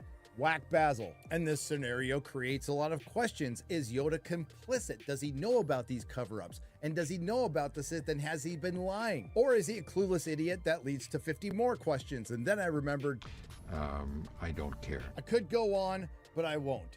The Acolyte is the worst Star Wars ever made. The worst Disney Star Wars ever made. And it's everything. I still think The Last Jedi is the worst, followed by Obi-Wan. I think those did incredible damage to the Star Wars brand, and they laid the groundwork. You wouldn't have the Acolyte without those two first. And again, there's something to be said about being more subtle about the destruction of your brand. And I know it's crazy that I'm saying The Last Jedi was subtle and then you sense it wasn't, but in comparison to the Acolyte, I can see why some people would say, yeah, it's the more subtle option. Or like the Acolyte just totally flipped everything on its head. And yet I think there is still something to be said about how you can take something that seems inoffensive at first, but then you realize that, oh, you're just hiding your ulterior motives. You're trying to destroy this brand, and now you are trying to introduce ideas, normalize concepts, and I think that is more dangerous than whatever the Acolyte is doing. Like, nobody cares about the Acolyte. Nobody is watching it. And that's because it's not trying to lie to you. At least it's being honest about, well, its messages are deceitful, of course. But the premise and the entire... the premise of the show is being 100% frank with you. Anyway, let's close my poll and let's see what it says. I know Farcrelego sent me something in my DMs. But it looks like 66% of you say, kill the guy. While 33% of you say, let the rebels deal with him. So I'll probably kill the guy. Oh my gosh. And then Marvel just announced a new title for their Avengers film. And it's just the dumbest thing ever. It's so stupid. Their next Avengers film... Oh my gosh, and then they announced directors. Okay, here it goes. Marvel announced that their 5th Avengers film is going to be called Avengers Doomsday. Avengers Doomsday is going to be their 5th film, and it's not coming out in 2025. It's coming out May 2026. Avengers 5 is called Avengers Doomsday, and it is coming out May 2026. And it is going to be directed by the Russo brothers, who are going to be returning to direct Marvel Studios' Avengers Doomsday, starring, listen to this, starring Robert Downey Jr. I'm so done with the MCU. They're bringing back Robert Downey Jr. in the role of Iron Man. I have no words. These guys are just stupid. This is why what I'm saying, this is so perfect. This is why what I'm talking about. Deadpool and Wolverine is a joke of a movie, and now it's getting a lot of, it's successful, and now it is going to be the standard. It's been since No Way Home, but now Wolverine and Deadpool has really just made Marvel even more confident to move forward with the idea that they can bring back Robert Downey Jr. They can bring back Chris Evans as Captain America, and they did it. They're saying it's happening, and it's honestly, it's embarrassing, and it's hilarious, because there's a clip of Joe Rogan and Robert Downey Jr. I don't know if you guys recall, but it's just, let me finish my point, Far Cry. And I'll check the DMs. Like Joe Rogan told Robert Downey Jr., well, Robert Downey Jr. was asked, are you going to come back? And Robert said, well, I have so many other things I want to do. Why would I want to do that since I got killed off? And Joe Rogan said, well, here's what I expect it's going to happen. They're going to be making a bunch of more new movies and projects and TV shows, and they're all going to be bad, and it's going to progress to something much worse, and they're going to be losing money, and then once all hope is lost, they're going to crawl back to you and ask you to come back. Well, lo and behold, it's true. It happened. Robert Downey Jr. is coming back as Iron Man in Avengers Doomsday. And so are the Russo brothers. And honestly, again, vindicated. Everything I've said about Deadpool and Wolverine, and believe me, I did have some detractors. I never told you guys about them, but even from like the people that you guys watch, or like the people that I follow and they follow me, they were kind of like, some of them were upset with me by what I was saying about the film. It's just supposed to be dumb fun, and it's like, yeah, dumb fun, yeah, great, just what we need nowadays, more dumb fun. Isn't that incredible? Like, yeah, I need to turn off my brain. Just the best way to enjoy stuff, right? Turn off your brain. Like, come on. We want to be stupid. We want to buy into these gimmicks, and it's embarrassing that it is happening. And obviously, I do not want to take any part of it. I hate multiverses.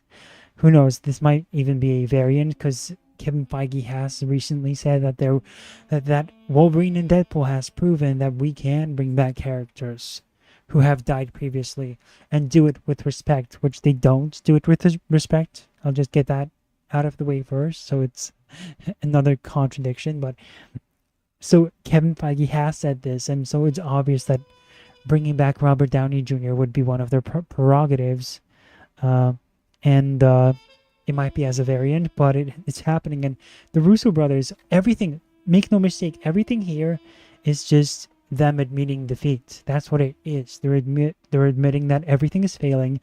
They need to rely on the old guard. They need Iron Man. They cannot do.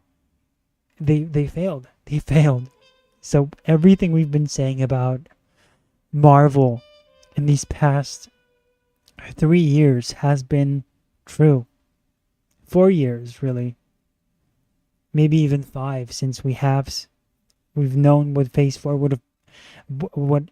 was going to be back in 2019 after Avengers Endgame came out.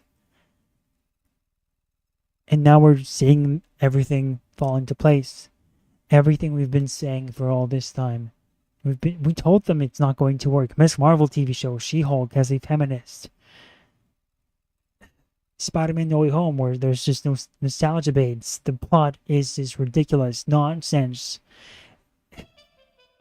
Well, they admit that they failed and they have nothing to turn to but these rehashes. And in a way, make no mistake, this was obvious. Many of you probably would have called this as well. But the fact that we're right on this is something to write home about, right? At the same time, we're not going to be better for it because you just know people are going to go to watch these things. We're right about this stuff. Doesn't mean that others will still listen as much. I think more people are starting to listen in general, and that's great. But even the people who are against this stuff, if they're going to be here, yes, shout out to him. And I don't know if you're behind, Steven, but refresh your page, if anything. Refresh your page.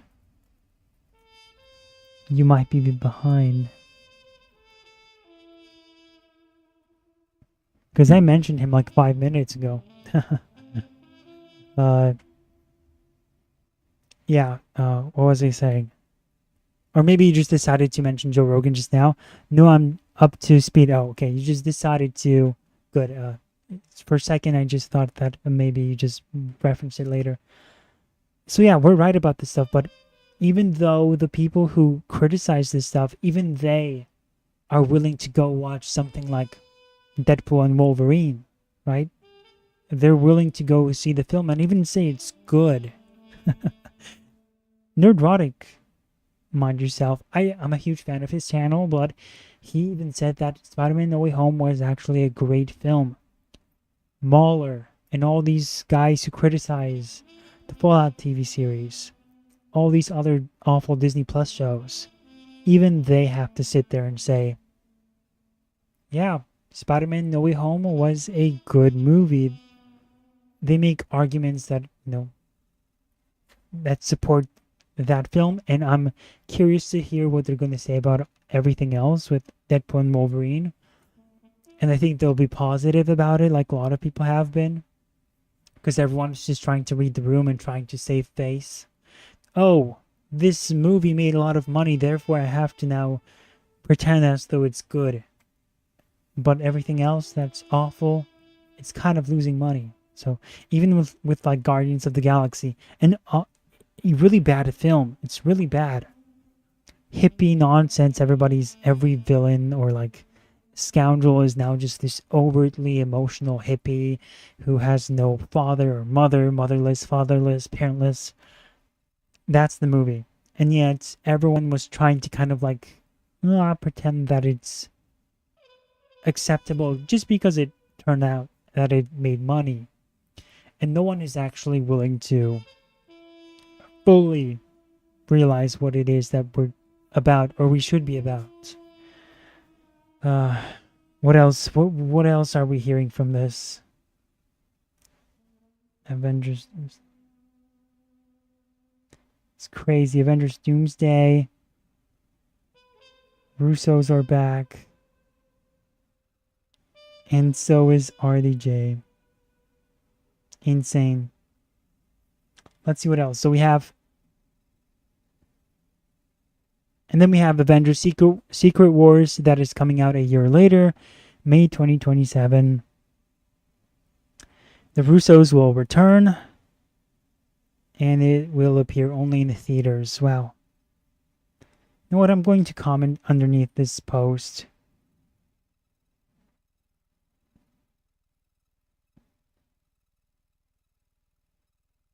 I'm going to write more nostalgia bait. You failed with Phase 4 and 5, and now you have to scramble to old talent and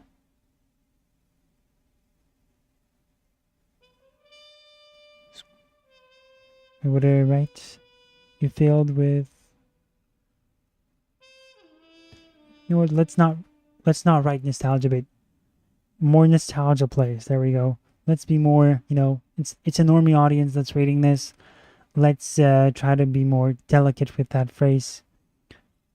You failed with phase 4 and 5, and now you have to scramble back to old talent and rehash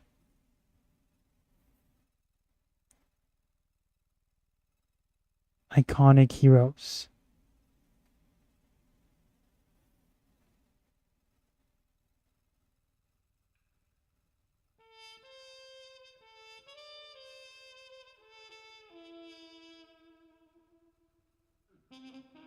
From the past. There we go. And that's the comment I'm going to leave. Let's see what other people will say underneath it. I'll give you guys an update. So now I'm reading the comments and people are making a connection. The text, the logo is green. Avengers Doomsday is green. And it's called Doomsday. And people are saying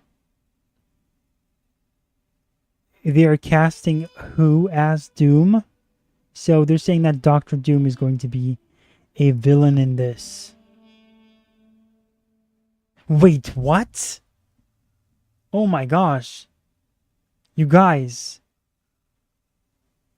They wrote that Robert Downey Jr. is going to be starring not as Iron Man, but as Doctor Doom. Oh my gosh. Robert Downey Jr. is going to be playing Doctor Doom in Avengers Doomsday. More multiverses, more stupid ideas. This is incredible. I am stunned by the fact that these people are this incompetent. It is over. Marvel is dead. 100%. There's nothing here. It's dead. It's dead. I mean, Robert Downey Jr. as a variant of Doom, Doctor Doom.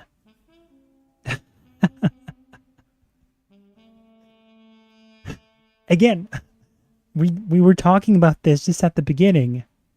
The 2000s films came out in the 2000s. Fantastic Four. Sure. Victor Von Doom was not perfect, but at least we got the main cast, and it was at a time where comic book movies were still not embraced. And then, like, you have a opportunity to do something else with that, and your first go-to is not to improve it, or although I do think that they might have to go in that direction. Who knows? Maybe Doctor Doom will appear in the Fantastic Four film. But then for you to actually make it worse by not even having Victor Von Doom at all as a main threat, it's ridiculous. It's preposterous. This is what I'm talking about. Female Silver Surfer. Iron Man as Doctor Doom. Before we've even gotten Victor Von Doom. This is outrageous. And that's why I say sometimes I hate being right.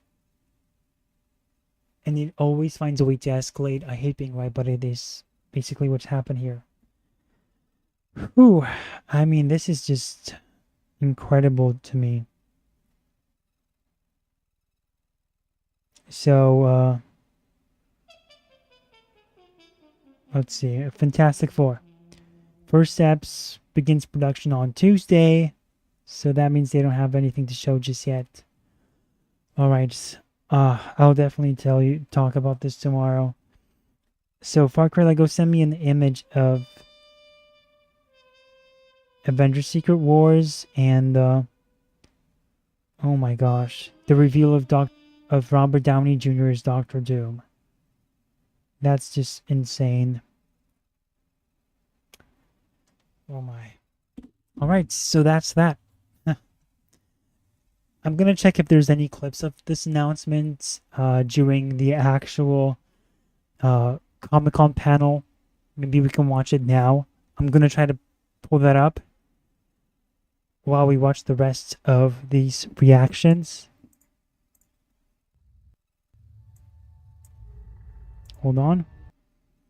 I'm going to try to find because you know it's like the panels just happened right now, so chances are the videos are still not up. It's very slim chances of that happening, but still, we're gonna try to see if they are even there. Crazy. Like, this is creatively bankrupt stuff. Like, this is the bottom of the barrel, low effort, ridiculousness. And I actually heard rumors before that Robert Downey Jr. would be Doctor Doom. And I never believed it because I'm like, oh, this is ridiculous. Why would they make Robert Downey Jr. Doctor Doom? And it turns out that it was real. The rumors, the reports were all true. And they really were that dumb. Incredible. I mean, I'm just stunned. Thank you, Far Cry Lego, for sending those DMs. Stephen Paul says, I'm overjoyed that Pedro Pascal will be the face of another franchise in decline. I'm so happy for him. I mean, yeah, I guess when you put it like that, there's always a silver lining. I may be upset right now, but that's just to kind of like indicate how ridiculous and how stupid these people are. But honestly, like, I'm not even watching these films anymore. I'm just stunned at the stupidity of these people. So that's really what is happening, and the truth is that we're all going to be better for it. I mean, I am, but not stupid normies, you know. But I think still things are kind of like shifting, and I think this is again just another proof that what we're saying is 100% on point. That these things have been abused, and there is no, I think there is no reality of telling a multiverse story without it becoming something really just disgusting. I think multiverse stories are just inherently wrong. Steven says RDJ as Doom is dumb. Far Cry Lego, Doom is gonna be butched again. And Steven says my anti-Pedro Pascal agenda is working. Whatever magic you're conjuring up there, you know, it might be even outclassing Dr. Doom. By the way, why is everyone suddenly calling Dr. Doom Doom? Like, his name is Dr. Doom. It's not Doom. It's Dr. Doom. I've seen people just use that phrase a lot lately. It's weird. Anyway, I'll try to find those clips from Hall H. You have enough things in life to worry about. Losing your hair does not have to be one of them. Stand up and finally say, I'm tired of losing my hair, and I'm not going to anymore. That was Leslie Headland's wife, by the way. Now, was her performance in this series memorable or significant? I don't think so, and neither do you. Well, like anyone cares about fucking dykes.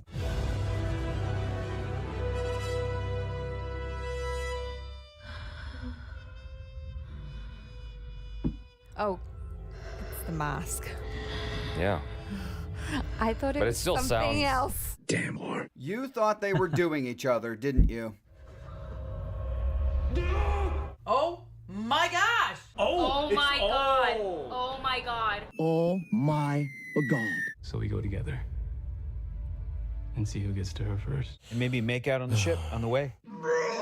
What is wrong with these people? We're not even sisters.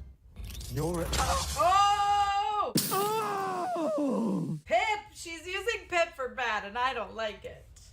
I like Pip. Shut the fuck up, you fat fucking cow. I think the Jedi are a massive system of unchecked power. I was Oh, this guy's in this? This guy's in this? The guy from Supergirl? This guy sounds like he's made serious efforts in transitioning into a woman, surgery and all. This would mean I'm not really a woman. I'm just a guy with a mutilated penis. Basically, yes.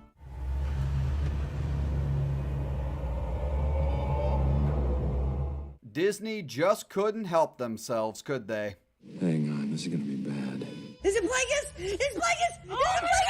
Is it Plagueis? Oh, that's Plagueis! Oh my God! It's Plagueis! It's Plagueis! It's Plagueis! That's Plagueis! It's Plagueis! Is Wayne Brady gonna have to choke a bitch? That was Plagueis. Am I wrong? That looked like a mun. That looked like a mun. No, you didn't say it right. I think my balls just warbled. Hey, now. Well, I guess he likes the cock after all. That was Plagueis! Yes, you fucking. That was Plagueis! Fucking Lich Lord motherfucker. Dude, he looks so good! You know, because you met with Dave Filoni and Leslie Headland a week before this show came out, I don't find your reactions genuine. I look at this and see, please Lucasfilm, invite me back for the next show and I will continue shilling for your content and doing fake scripted reactions like this. Wait, what? He's faking. Hello? Is that a witch? Oh my god, if that's Coril or whatever her name was that ruined everything and I hate her, I would not be surprised. You're not very bright, are you? Oh, it's Mother Coral, bitches. What a bunch of dumbasses. Yeah, really. Is that Pelagius or something? This is highly unorthodox, but I shall see what I can do. Who is she talking to? Was that Palpatine? Smash the like button if you think these people are idiots. Do it. That was very Anakin Holloway right there. Fuck off, cunt. This shot? Okay. Incredible. Bro. Yes.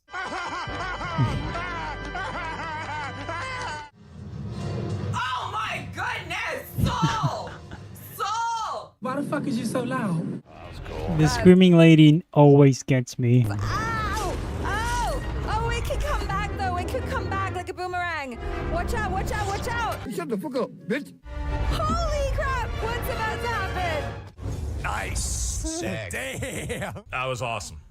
Yeah, that was kind of awesome. cool. That was pretty cool. That was awesome. That was. But well, it's like, why don't other Jedi use those moves? Why don't they use those moves in the later films? Shit. Let's go, bro. Oh my god. That was incredible. I think like with the original films, lightsabers used to be more about discipline, and then prequels just kind of overdid it with like these crazy tricks with the lightsabers moving everywhere and twirling around. Oh my god. These guys would give Dave Filoni a hand job if it meant more Disney Lucasfilm access. I can just see them sitting in his office like, You want us to twist what is long with our sensitive hands? He wants us to jerk him off. I could have used like twice the length, but I'm happy to take what I can get, honestly. Damn whore. The martial arts is really fun in this. Nice. Oh, that was cool. Wow, that was really nice. That was nice. this is absolute dog shit. Oh, this is cool. This is really cool. No.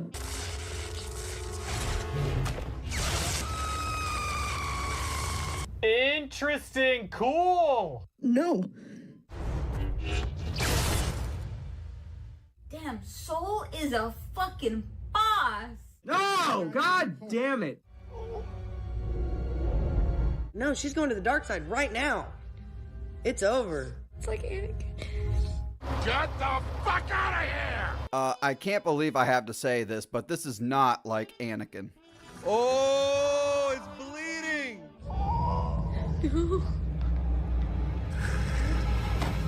Are you seriously gonna cry over this? I'm glad you did.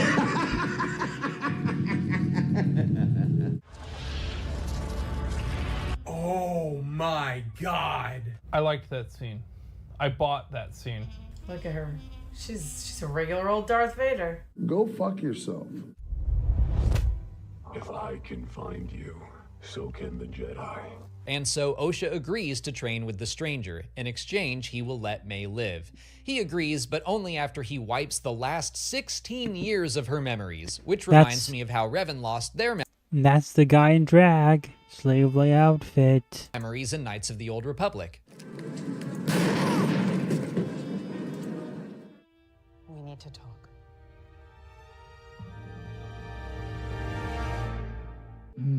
Jingle keys. Oh, shit! Yoda! Yes! Yes! Yes, yes. Oh,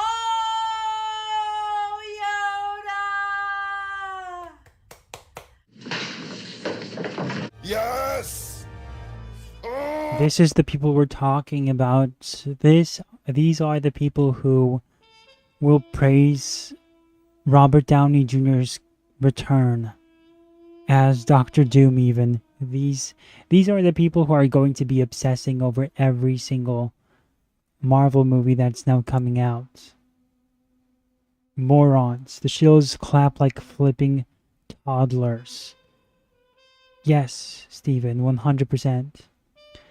Moodcap, I remember going to No Way Home with friends and I just felt like a black sheep during that get together. Everyone loved it, but I just kind of bit my tongue just not to ruin it for everyone.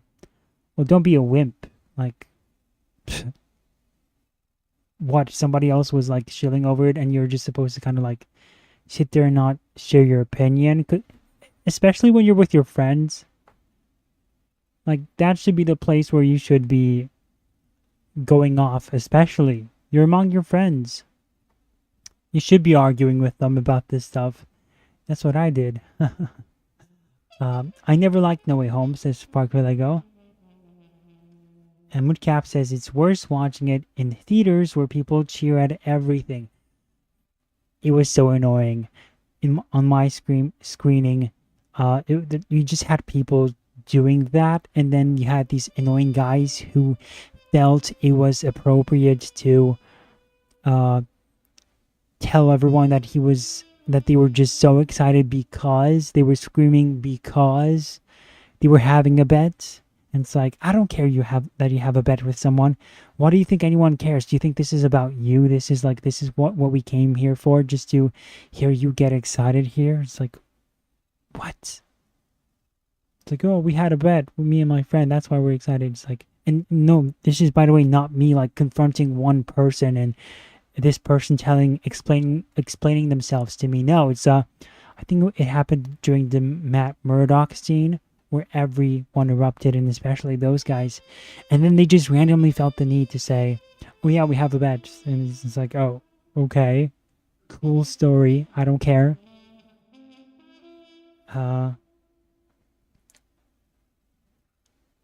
Moodcap, it's worse watching in the theaters.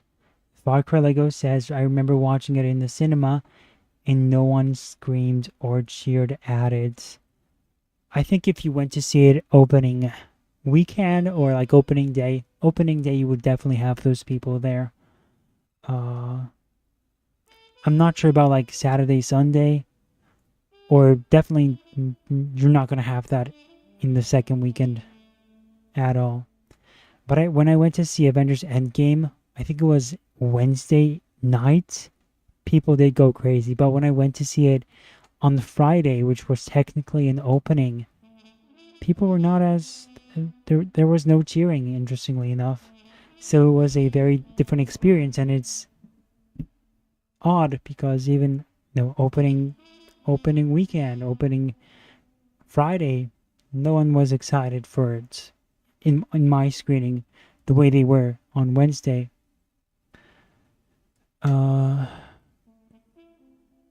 Raven is canonically a dude.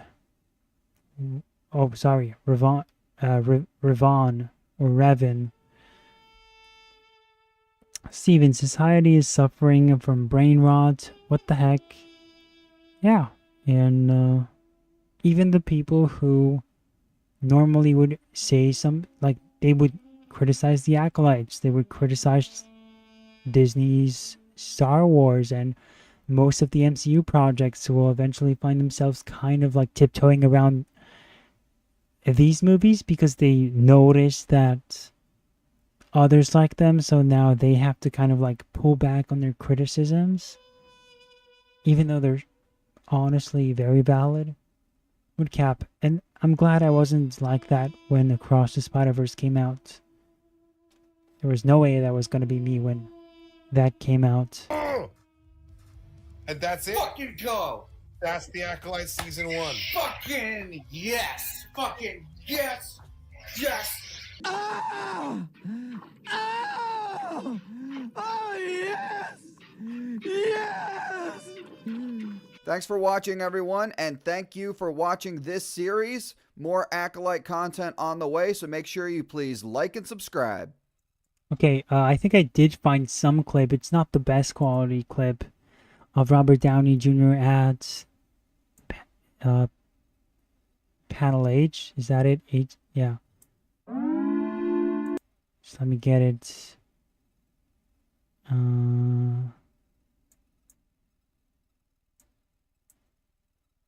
Here is the video footage of Robert Downey Jr. at Panel H. Or, wait. Panel H. I'm missing something up there. It's not called Panel H. Hall H. There we go. I don't know why I was mixing that up. Panel H. Okay. Yeah, I'm just done with this, as you guys can see. Anyway. Here is one clip. Let's see what he says here. If he even comments on anything, or if he's just there to be a carrot like Yoda.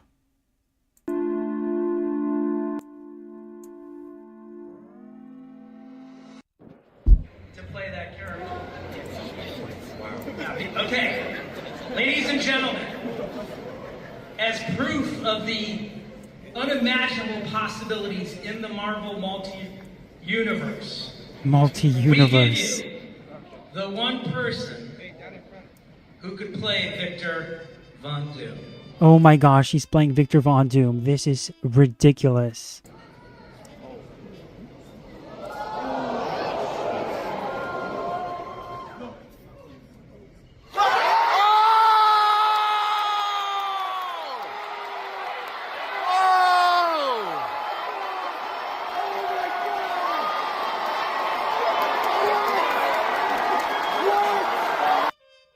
These people are morons.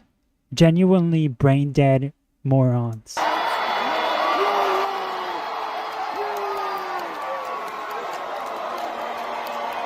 mask. Same task.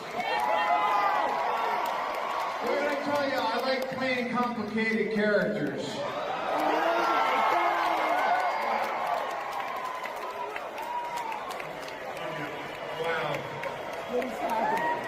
The MCU is so over. Like, I'm like so surprised they cast him as Victor Von Doom. That just means like, wow, they really could not care. It almost makes it seem like they don't even care about like phase 1, 2, and 3.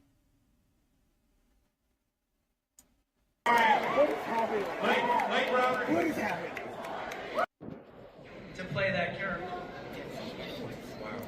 Okay, ladies and gentlemen, as proof of the unimaginable possibilities in the Marvel multi. Okay, are we getting a different perspective now, or is this a replay of the same scene?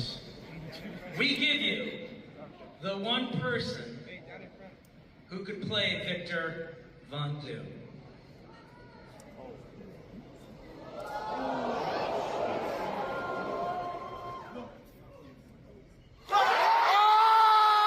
It's the same clip of annoying morons. Okay, that was it.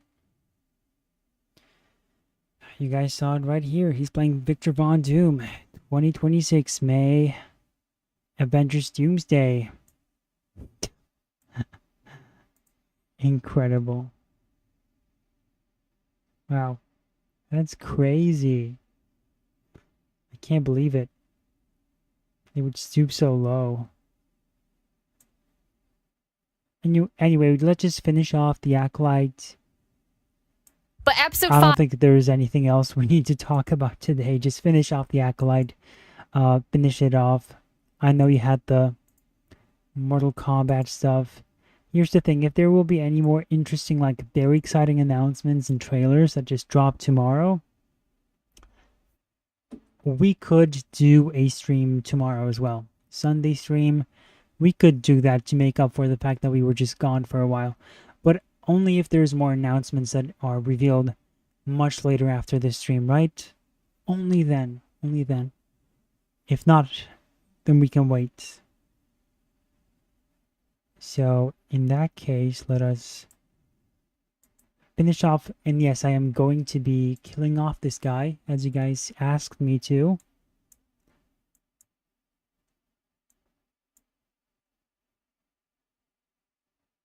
Mortal Kombat is responsible for Injustice, so I don't blame you for skipping that. Yeah, I mean, yeah, that kind of plays into it too, kind of, right? Now that you mention it. Alright, let's kill him. What are you waiting for? What? Okay, for a second I thought he just woke up.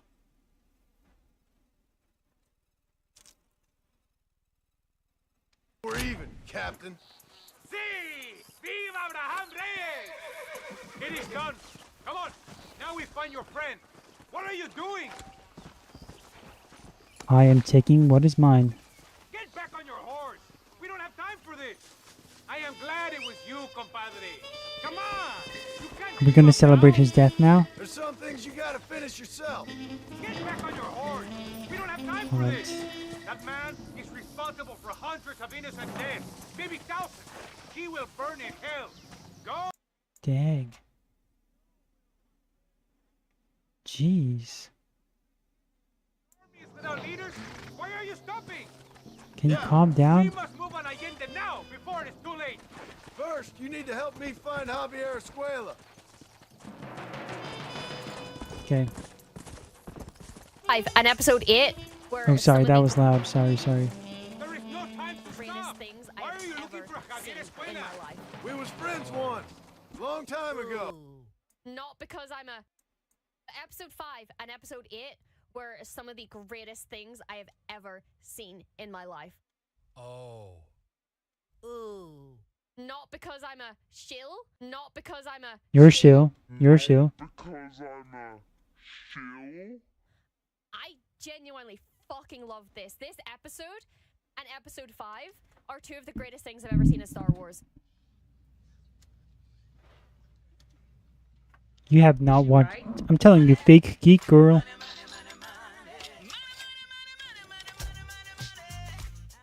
Honestly, like, this show has been, I think, my favorite Star Wars live action streaming show so far. I think I'm gonna give it a 7 out of 10. It clawed its way back up to a 7 from a 6 for me. I'd give it like a 7 out of 10.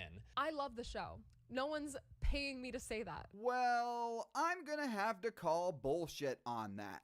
Because here are the 4 individuals you just saw opening this section of the video. At Lucasfilm, hanging out with Dave Filoni and Leslie Headland. And surprise, surprise, gift baskets were received. Just a couple of things for everyone, so please feel free to grab one. We also have the first ever lightsabers from the Acolyte. I love the show. No one's paying me to say that. They all love the show. Let's see who else is here. He said 4, right? So we got the girl. We got the slave Leia, loser.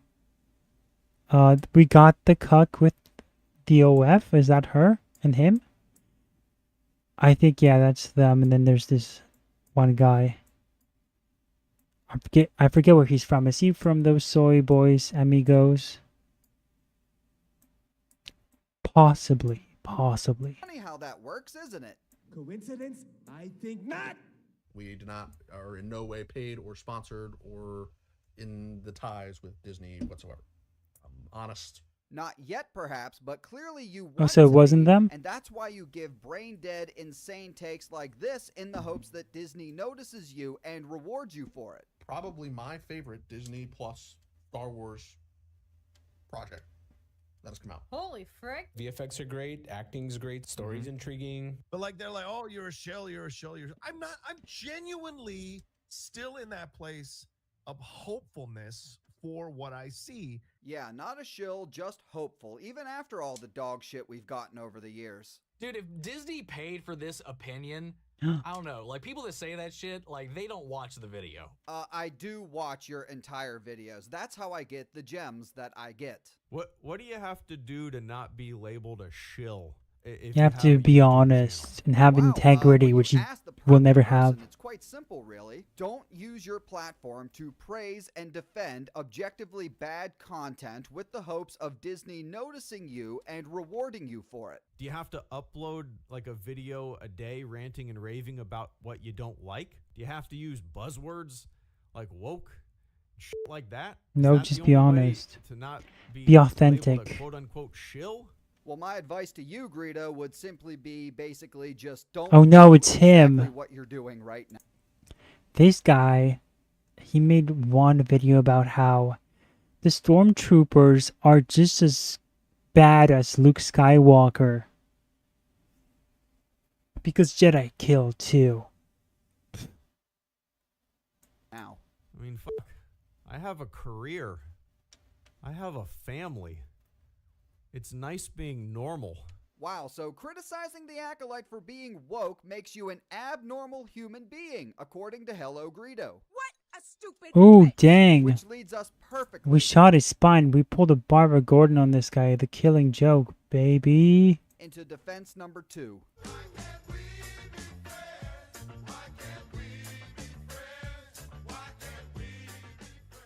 The Acolyte, like just the fan response has just been so like vile and full of contempt. I'm actually kind of perturbed and upset by how the fandom has been. And yet you claim that it does not get under your skin. I literally do not care, and it's gonna sound bad. Like, I don't care. Lady. Where's Javier Escuela? Javier Escuela. He hasn't been seen around here in months. You shut up this place for him, huh? I wouldn't spit on him if he was on fire. I don't blame you. But Captain DeSanto said he was here. And you believe him? You must be more stupid than you look. Go shoot up some play sauce.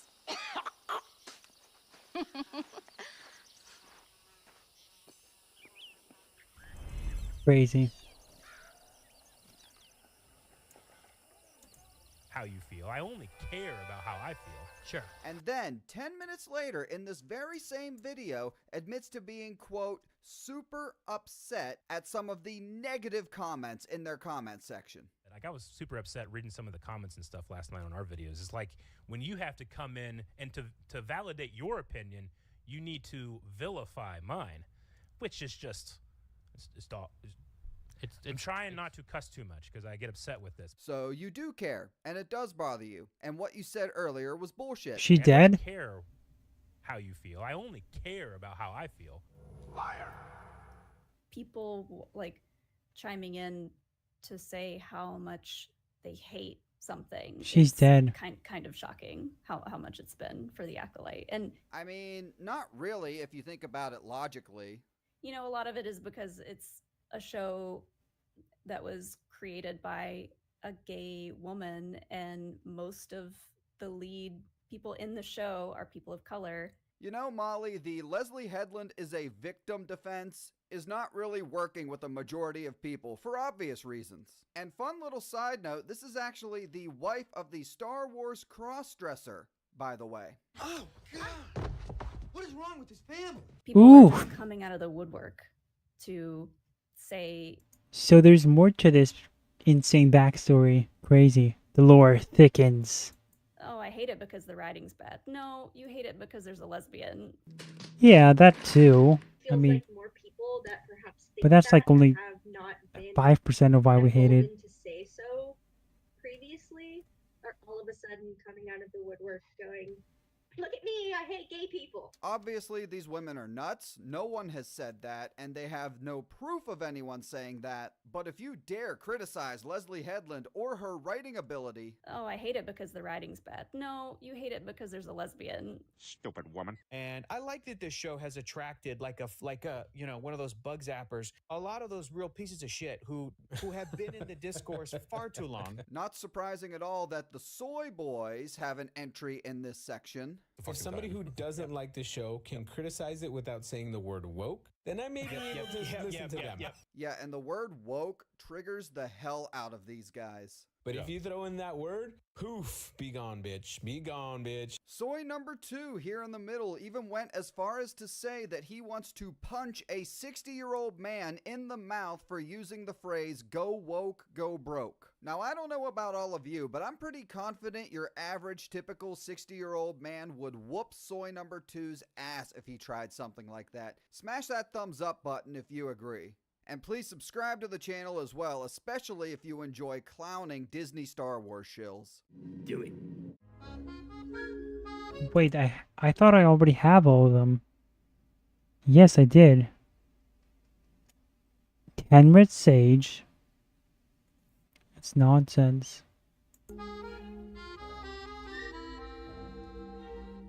The writing on this show is left a lot to be desired. But is it really that much worse writing than the prequels? And I say this as someone who has read the majority of the old extended universe. It's better than 90% of that. Yeah, Disney Star Wars is great, everyone. You know, we're spoiled by such good Star Wars now. The Acolyte, it's classic Star Wars. It feels like classic Star Wars. More so Please than don't. anything that we've seen so far. Yeah, and even George Lucas himself would approve, according to some of these idiots. It's the most faithful I've seen Disney Star Wars be to the original. You got idea 15 of red George Lucas. sage. And, you know, and Dave.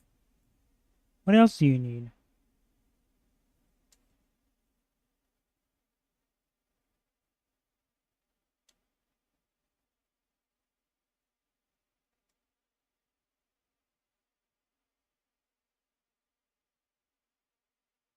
Where's the stranger? Where's Daedalus and Son? It's not on here.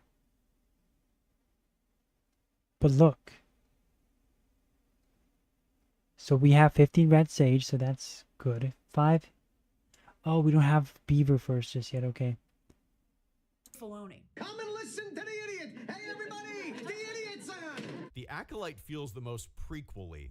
From the acting to the directing, the dialogue, even the look, it feels to me very George Lucas. Except prequel fans hate this show. Watching the show, I just thought, I feel like this is right up prequel fans' alley, you know. But I guess not. I suppose not. Why would prequel fans like The Acolyte? It destroys the main character of the prequels, Anakin Skywalker. It ruins the Force and the Jedi by making them complete idiots as well as the bad guys. And the biggest reason of all, it breaks canon. My name is no, my sign is no, my number is no. You need to let it go. You need to let it go. Does this break canon, the Sith and Ki-Adi-Mundi's line, all that stuff? And Right. It's just like, who cares, man? Like, I don't want any of this, like, oh, it's breaks canon bullshit. I don't know if breaks canon. I don't know if any of that's real. I have no idea. Plagueis just showed up for half a second. We don't even know if it's Plagueis. It could be his twin brother. Are you stupid or something? In the eyes of these shills and Disney, George Lucas canon holds them back from telling the story that they want to tell. And we're starting to see more and more now Disney saying, screw it, we don't care about canon anymore. And I would rather they ignored something that Mace Windu said and told us a really good story than adhere to specific lines from a movie that came out 20 years ago. If you're going to retcon something as big as, like, you know, the Sith have returned, I feel like that's such a smart way to do it. I'm a huge Star Wars fan, and I love canon continuity as much as the next person, but sometimes you just got to be like, who cares? We're okay, we're okay. Who cares about canon, continuity, and things making sense? And when they do try to explain these things and make it make sense, the only way it does is when they inject their own headcanon. Ki-Adi-Mundi says, but the Sith have been extinct for a millennium, and then Yoda kind of gives a look to Mace. But then Mace says, I don't think the Sith could have returned without us knowing, so I still believe that Ki-Adi-Mundi and Mace don't know anything about what's happened in the Acolyte, but Yoda might just be looking around like, Do you not realize that would do irreparable damage to Yoda's character, a George Lucas character? Destroy the Sith. We must. Oh, but according to the cross-dresser's headcanon, you did nothing for 100 years. And if you thought that was bad, wait till you hear this. Palpatine, who will eventually become a part of this story, he's eventually going to be trained in some way. Whatever his recollection of his own history is, maybe he's lying, maybe he's making it up. The Soy Boys, the boys of soy, Los Sujos Muchachos for you Spanish viewers, are perfectly fine with Disney retconning Darth Plagueis as Palpatine's master. Because he tells the story of Darth Plagueis, and he does say that one day his apprentice kills him. We've assumed that's always been Palpatine. It could be somebody else. As far as we know, Chimere could end up being Palpatine's master. Who knows? Chimere could be Palpatine's master in Disney Star Wars. Wouldn't that be something? Why stop there? How about Osha? Is it Chimere who takes out Plagueis, or then Osha takes out Chimere, and then a young Palpatine becomes the apprentice to an Osha? Wow. I can't take much more of this, you guys. To me, it's more interesting for them to take swings and try something new. And if it doesn't totally work, then that's fine. Done. We got to celebrate our differences. Amanda Stenberg. Oh, she's great here. Again, just to reiterate, I've checked her pronouns, and she is happy with they, them, or she, her. Wow, thank you, Grace, for bringing us that need-to-know information. The idea that the Acolyte is pushing an agenda is so fucking silly to me. And that complaint is such a transparent example of grasping at straws. Okay, how many white male characters had a prominent role in this series? I can't think of any. Now, before the woke mob attacks, let me just state that I'm not saying that I need that in media in order to enjoy it. What I am saying is that Disney does this on purpose. They prioritize what you look for. Okay, that's just not a convincing argument. Like, if you're gonna say, oh, it's not a problem that men are weak in media. Number one, it is. It is a problem. It's a huge problem. And number two, you're never going to speak to people. Like, you might make some people, like, understand what you're saying. But, like, nobody's gonna care when you say, well, it's not that I mind them destroying male characters. It's that they're doing this on purpose. Oh, so if they didn't do this on purpose, this would be fine, right? You'd let that slide. Or if this was a non-Star Wars brand, that they wouldn't take over, because usually that's what they always say. You have your own media, just work on it, and do not infiltrate our fandoms. But no, it's whether they do it on their own, whether you have Has-Been Hotel. That stuff is garbage. It shouldn't air, period. It shouldn't play anywhere. It doesn't matter if it's something that you're attached to or not. The fact that it exists, and the fact that you think that, you're so egotistical that you think that, it has to be about you in order for you to care. Like, the fact that it had to get to Star Wars for you to just notice is a problem, and is a reason why it became one, because we ignored it everywhere else. And now really it's just natural that they then started taking over your favorite franchises, the least of which is that's the least of your worries. I'm not even getting into the political side of things and what they do at schools, the education system, all that stuff. So it's really if you're trying to inspire more people to go behind your cause, what is more convincing? Well, I don't approve of what you're doing, but I do think it's okay that you do it as long as it's true to you. Or would you say that it's more convincing to say, you know what, all of it is bad and I don't stand for it? one conveys that you're trying to have some kind of, I don't know, business deal with somebody. You're trying to bargain with them. Whereas the other one is firm and you actually represent something as a person, actual values. Like on the outside and who you like to sleep with over talent and ability, they have an obvious anti-male agenda, and the show actually premiered during Pride Month in the hopes that that would shield it from criticism, which obviously did not work. But The Acolyte also feels fresh, not only because of the diverse cast, but the story. The story it's different in this space, and that is so cool. But yet it's So it's still Star Wars, but it's different. I don't get it. Not even close.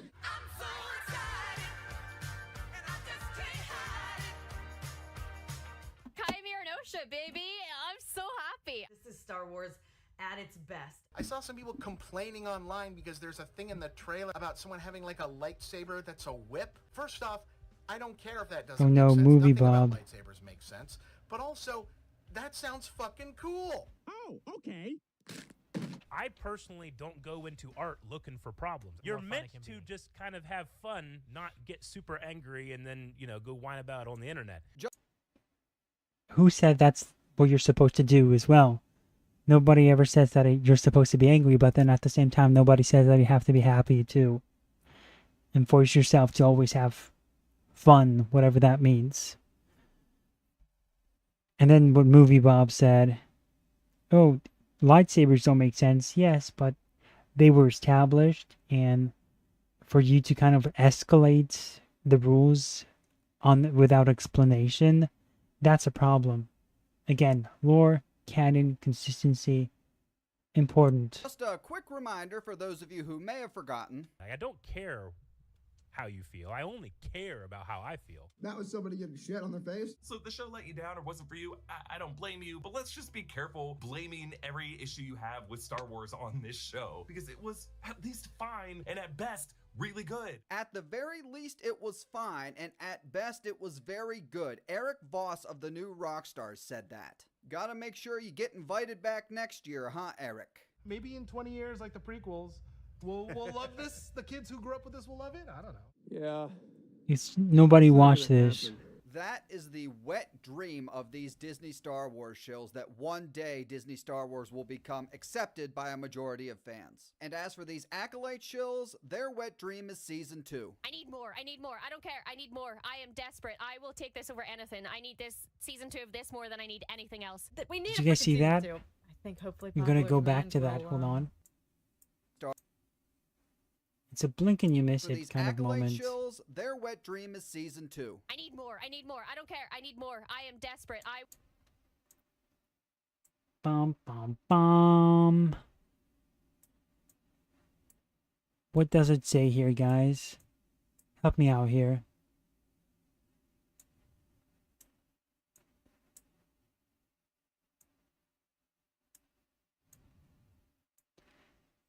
Something Star Wars, based on Star Wars. Okay, so it's based on Star Wars by George Lucas. Okay. For a second, I thought it was going to be something else. Jump scare. I will take this over anything. I need this season 2 of this more than I need anything else. We need a freaking season 2. I think hopefully popular demand will make it be. I really enjoyed watching The Acolyte, and I really hope we don't have to wait too long before we get news of a season 2. But it's like, if we don't get a season 2, a follow-on of this, We have to. that is so incredibly heartbreaking to think about, because this was so good. Are you high or just incredibly stupid? Obviously, we will be covering The Acolyte Season 2 if it gets renewed. If not, we will most likely be covering Shills crying over no Acolyte Season 2 instead. But as for right now, I can safely say I need a break from this god-awful show. Thanks for watching. Make sure you check out any Acolyte content you may have missed on the homepage. It's very coincidental how enjoyed the he video, please decides like to take a break just as it ends. It's kind of funny, but yeah, that was The Acolyte. Let's see, we have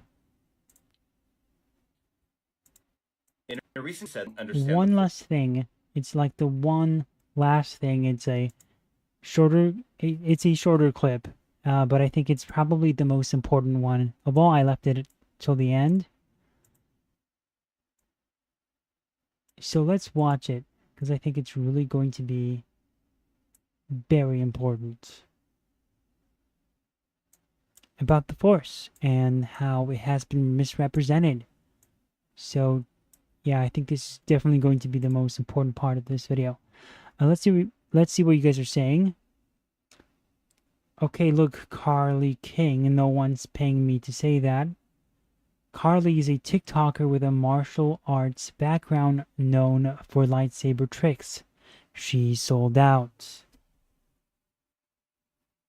That's it. Steven said that.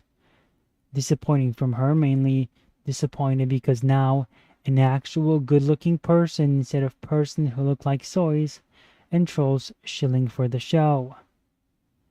Moodcap, Hello Greedo is one of the biggest adults in the community. I agree. That's the guy who's wearing the Stormtrooper helmet who said that the Jedi and Stormtroopers are the same. Steven says, pull the Barbara Gordon skull face emoji. Moodcap, someone who has OnlyFans forfeits their ability to have a valid opinion. Steven, facts. Moodcap, I love that the youth now comment, OnlyFans detected, opinion rejected, OnlyFans posts whenever they give their opinion. Moodcap, the old expanded universe has absolute game like Darth Plagueis novel. Oh, sorry. Absolute gems like Darth Plagueis novel.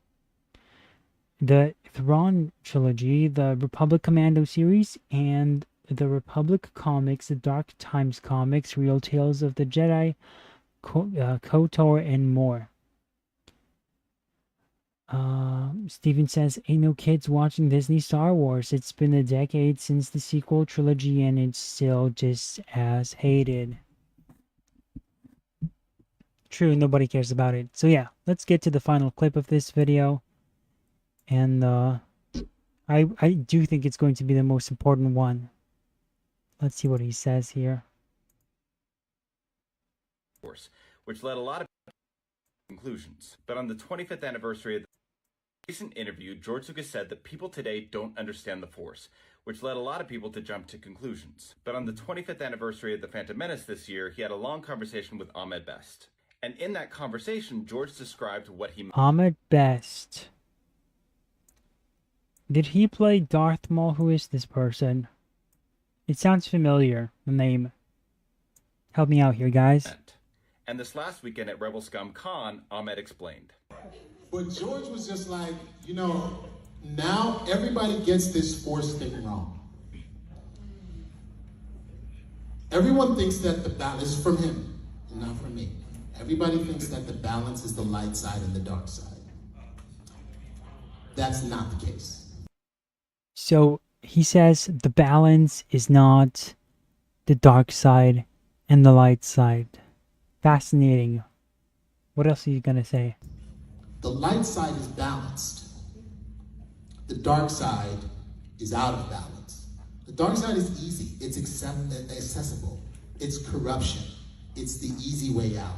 It's the not practicing, right? Yin and yang is white and black, right?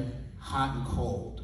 You don't judge your stove evil and your refrigerator good because one is hot and one is cold, right? You need both in order to make good food. You need both in order to eat. So when you're talking about the Force, and you're talking about being in balance with the Force, it's not the dark side versus the light side. It's the light side as balance, and the dark side as being the place you don't want to go because it's too easy. You talk about the Jedis, like everybody's like, why don't the Jedis use Sith fire? Doesn't this make so much more sense now? Like, when I used to hear that the balance, I always thought, well, okay, so it's good side and bad side. Good and evil have to be balanced out. That's kind of weird. And then it became even weirder when I heard George Lucas say that, you know, the Jedis are discipline, control, skill, and all that. The dark side, George Lucas said, is pleasure seeking, the easy way out, evil. That's the dark side. It's the easy way out. And that never made sense to me within the context that I used to think of. Within that context that I used to kind of go to always. Because if dark side is just so much easier to reach out to and it is more accessible, then how can there be a balance? And then here comes this guy and he's like, no, it's actually the things that George Lucas said, how the dark side is easily accessible, it is easily you can be a slacker, a loser, a manipulative person. And that's so true. But it does not fit into any equation. It should be condemned by everyone. The balance that is being referenced is not between good and evil. Have to both cancel each other out for a neutral state. That's not the case. It's just the good side that is the balance. It's the good side. You have to restore balance to the universe, which means you need to have the return of the Jedi. And that makes sense. And that's why the gray code is just so ridiculous now. Because to think that you are this perfect being of the gray code who has both the dark side and the light side is contradictory to the nature of the Force, of being the Jedi, a Jedi. There is no such thing. It's impossible to be on the gray scale, to follow the gray code. And I guess that sort of thinking, again, that's a Dave Filoni thing. That's his interpretation. And for whatever reason, I always thought that was always George Lucas's understanding of it all. But I'm glad we're getting a clarification here, and at least this is news to me, and hopefully, others who haven't seen it also get to see it and understand what it really is about. They choose not to because it's too easy. So when we think about this, George's last thing that he said, he was like, what I want everybody to know is when you're talking about the Force, you're talking about these unseen feeling, this unseen thing that ties us all together, which is love. And his whole thing was like, he wants everybody to know that God is love. And it doesn't need a name, right? That's why he called it a force, right? And that was probably the best thing that I got from him after all these 25 years. And then I told him, I said to him, I always... Who's this guy? Did he play somebody? Is he a writer for George? I considered myself George's student because he was pretty much my first kind of, don't tell my father this, my father's a filmmaker, but he was really my film school. I was there every day, even on my days off, which is why Anthony Daniels got me to do a part for free, right? So I learned just by watching him, and I don't know how long George is gonna be here. That's Ahmed Best. He played Jar Jar Binks. There you go. That's what I thought that was. I'm being honest. I thought that was him, but I'm like, wait, no way, that's him. Maybe it's Darth Maul. And yeah, that's definitely his voice. Hilarious. Or, he's 80, he's getting up there, but I was like, I'm gonna say this to you right now. I'll probably see you again in like a year, but I'm saying it to you now. I always consider myself your student, and I promise you, I will show you that I'm your best student. And so after 25 years, it's really good to see that Star Wars and these movies have given us not only like the entertainment, but the ability to dream, to imagine, and to remember that this force that we all share is love.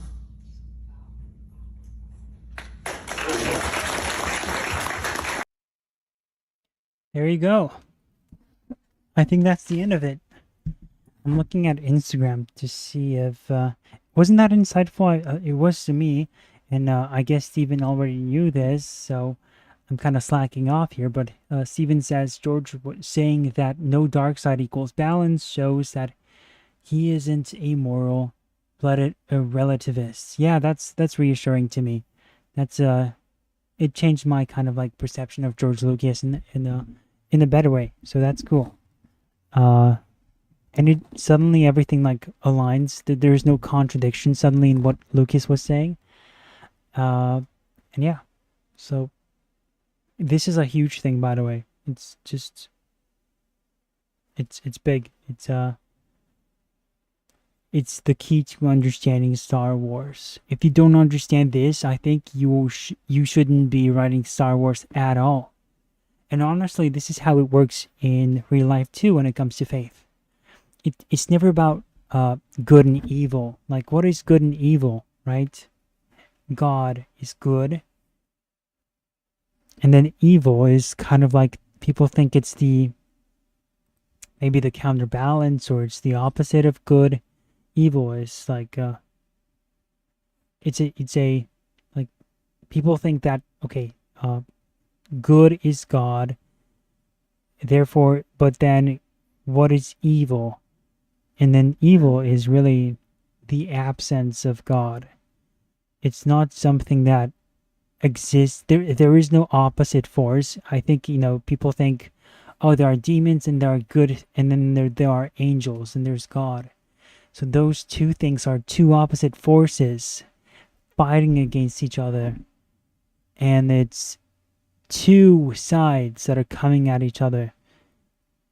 And maybe in a spiritual sense, maybe that's true, but on like a deeper level, that's even more theological and metaphysical.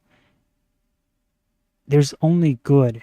Only good exists really for that's not to say demons don't exist, they do, but evil in that case, evil is, I'm sorry, something just weird happened on my phone. For whatever reason, it says that a call has ended on Instagram. But evil is the absence of good. It's not something that exists on its own. It is just, if you reject God, that absence of good that's evil. That's what it is. That's what hell is. It's the absence of good. And so that's, again, that kind of aligns with the Force here, Seek balance. That's the light side. That's what should exist. And if you remove that, you only have the dark side and things are out of balance. So again, I'm a huge fan of this explanation, and I love that. Hopefully that is what George Lucas thinks. I think it is. I have no reason to believe that's not what it is. That's not what he believes. And yeah, I think we're going to end it here because I don't think that Marvel announced any more things. I'm just seeing a lot of clips on Instagram of RDJ just posing in his stupid reveal. It's also ridiculous, and that's what is happening right now. Anyway, I will see you guys next time. We've been over 4 hours, so thank you for this stream. We might get more tomorrow, yes. If we get some like huge news tomorrow, I might stream. I might. Especially since we do have like Joker 2 and Captain America 4 stuff to go over, so and yes, I do want to kind of talk about that too.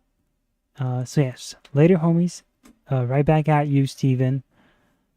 We might get more tomorrow, yes. Parker Lego, thank you for all the help. I know we didn't get to the Mortal Kombat stuff.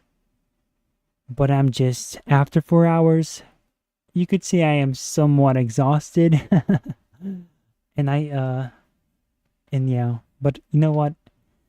I really enjoy spending this time with you guys, and I'm glad to be back. Wednesday, we'll probably do Spec Ops, although, fine, I don't like that game, but whatever, so. Alright, Take care and see you guys. Bye.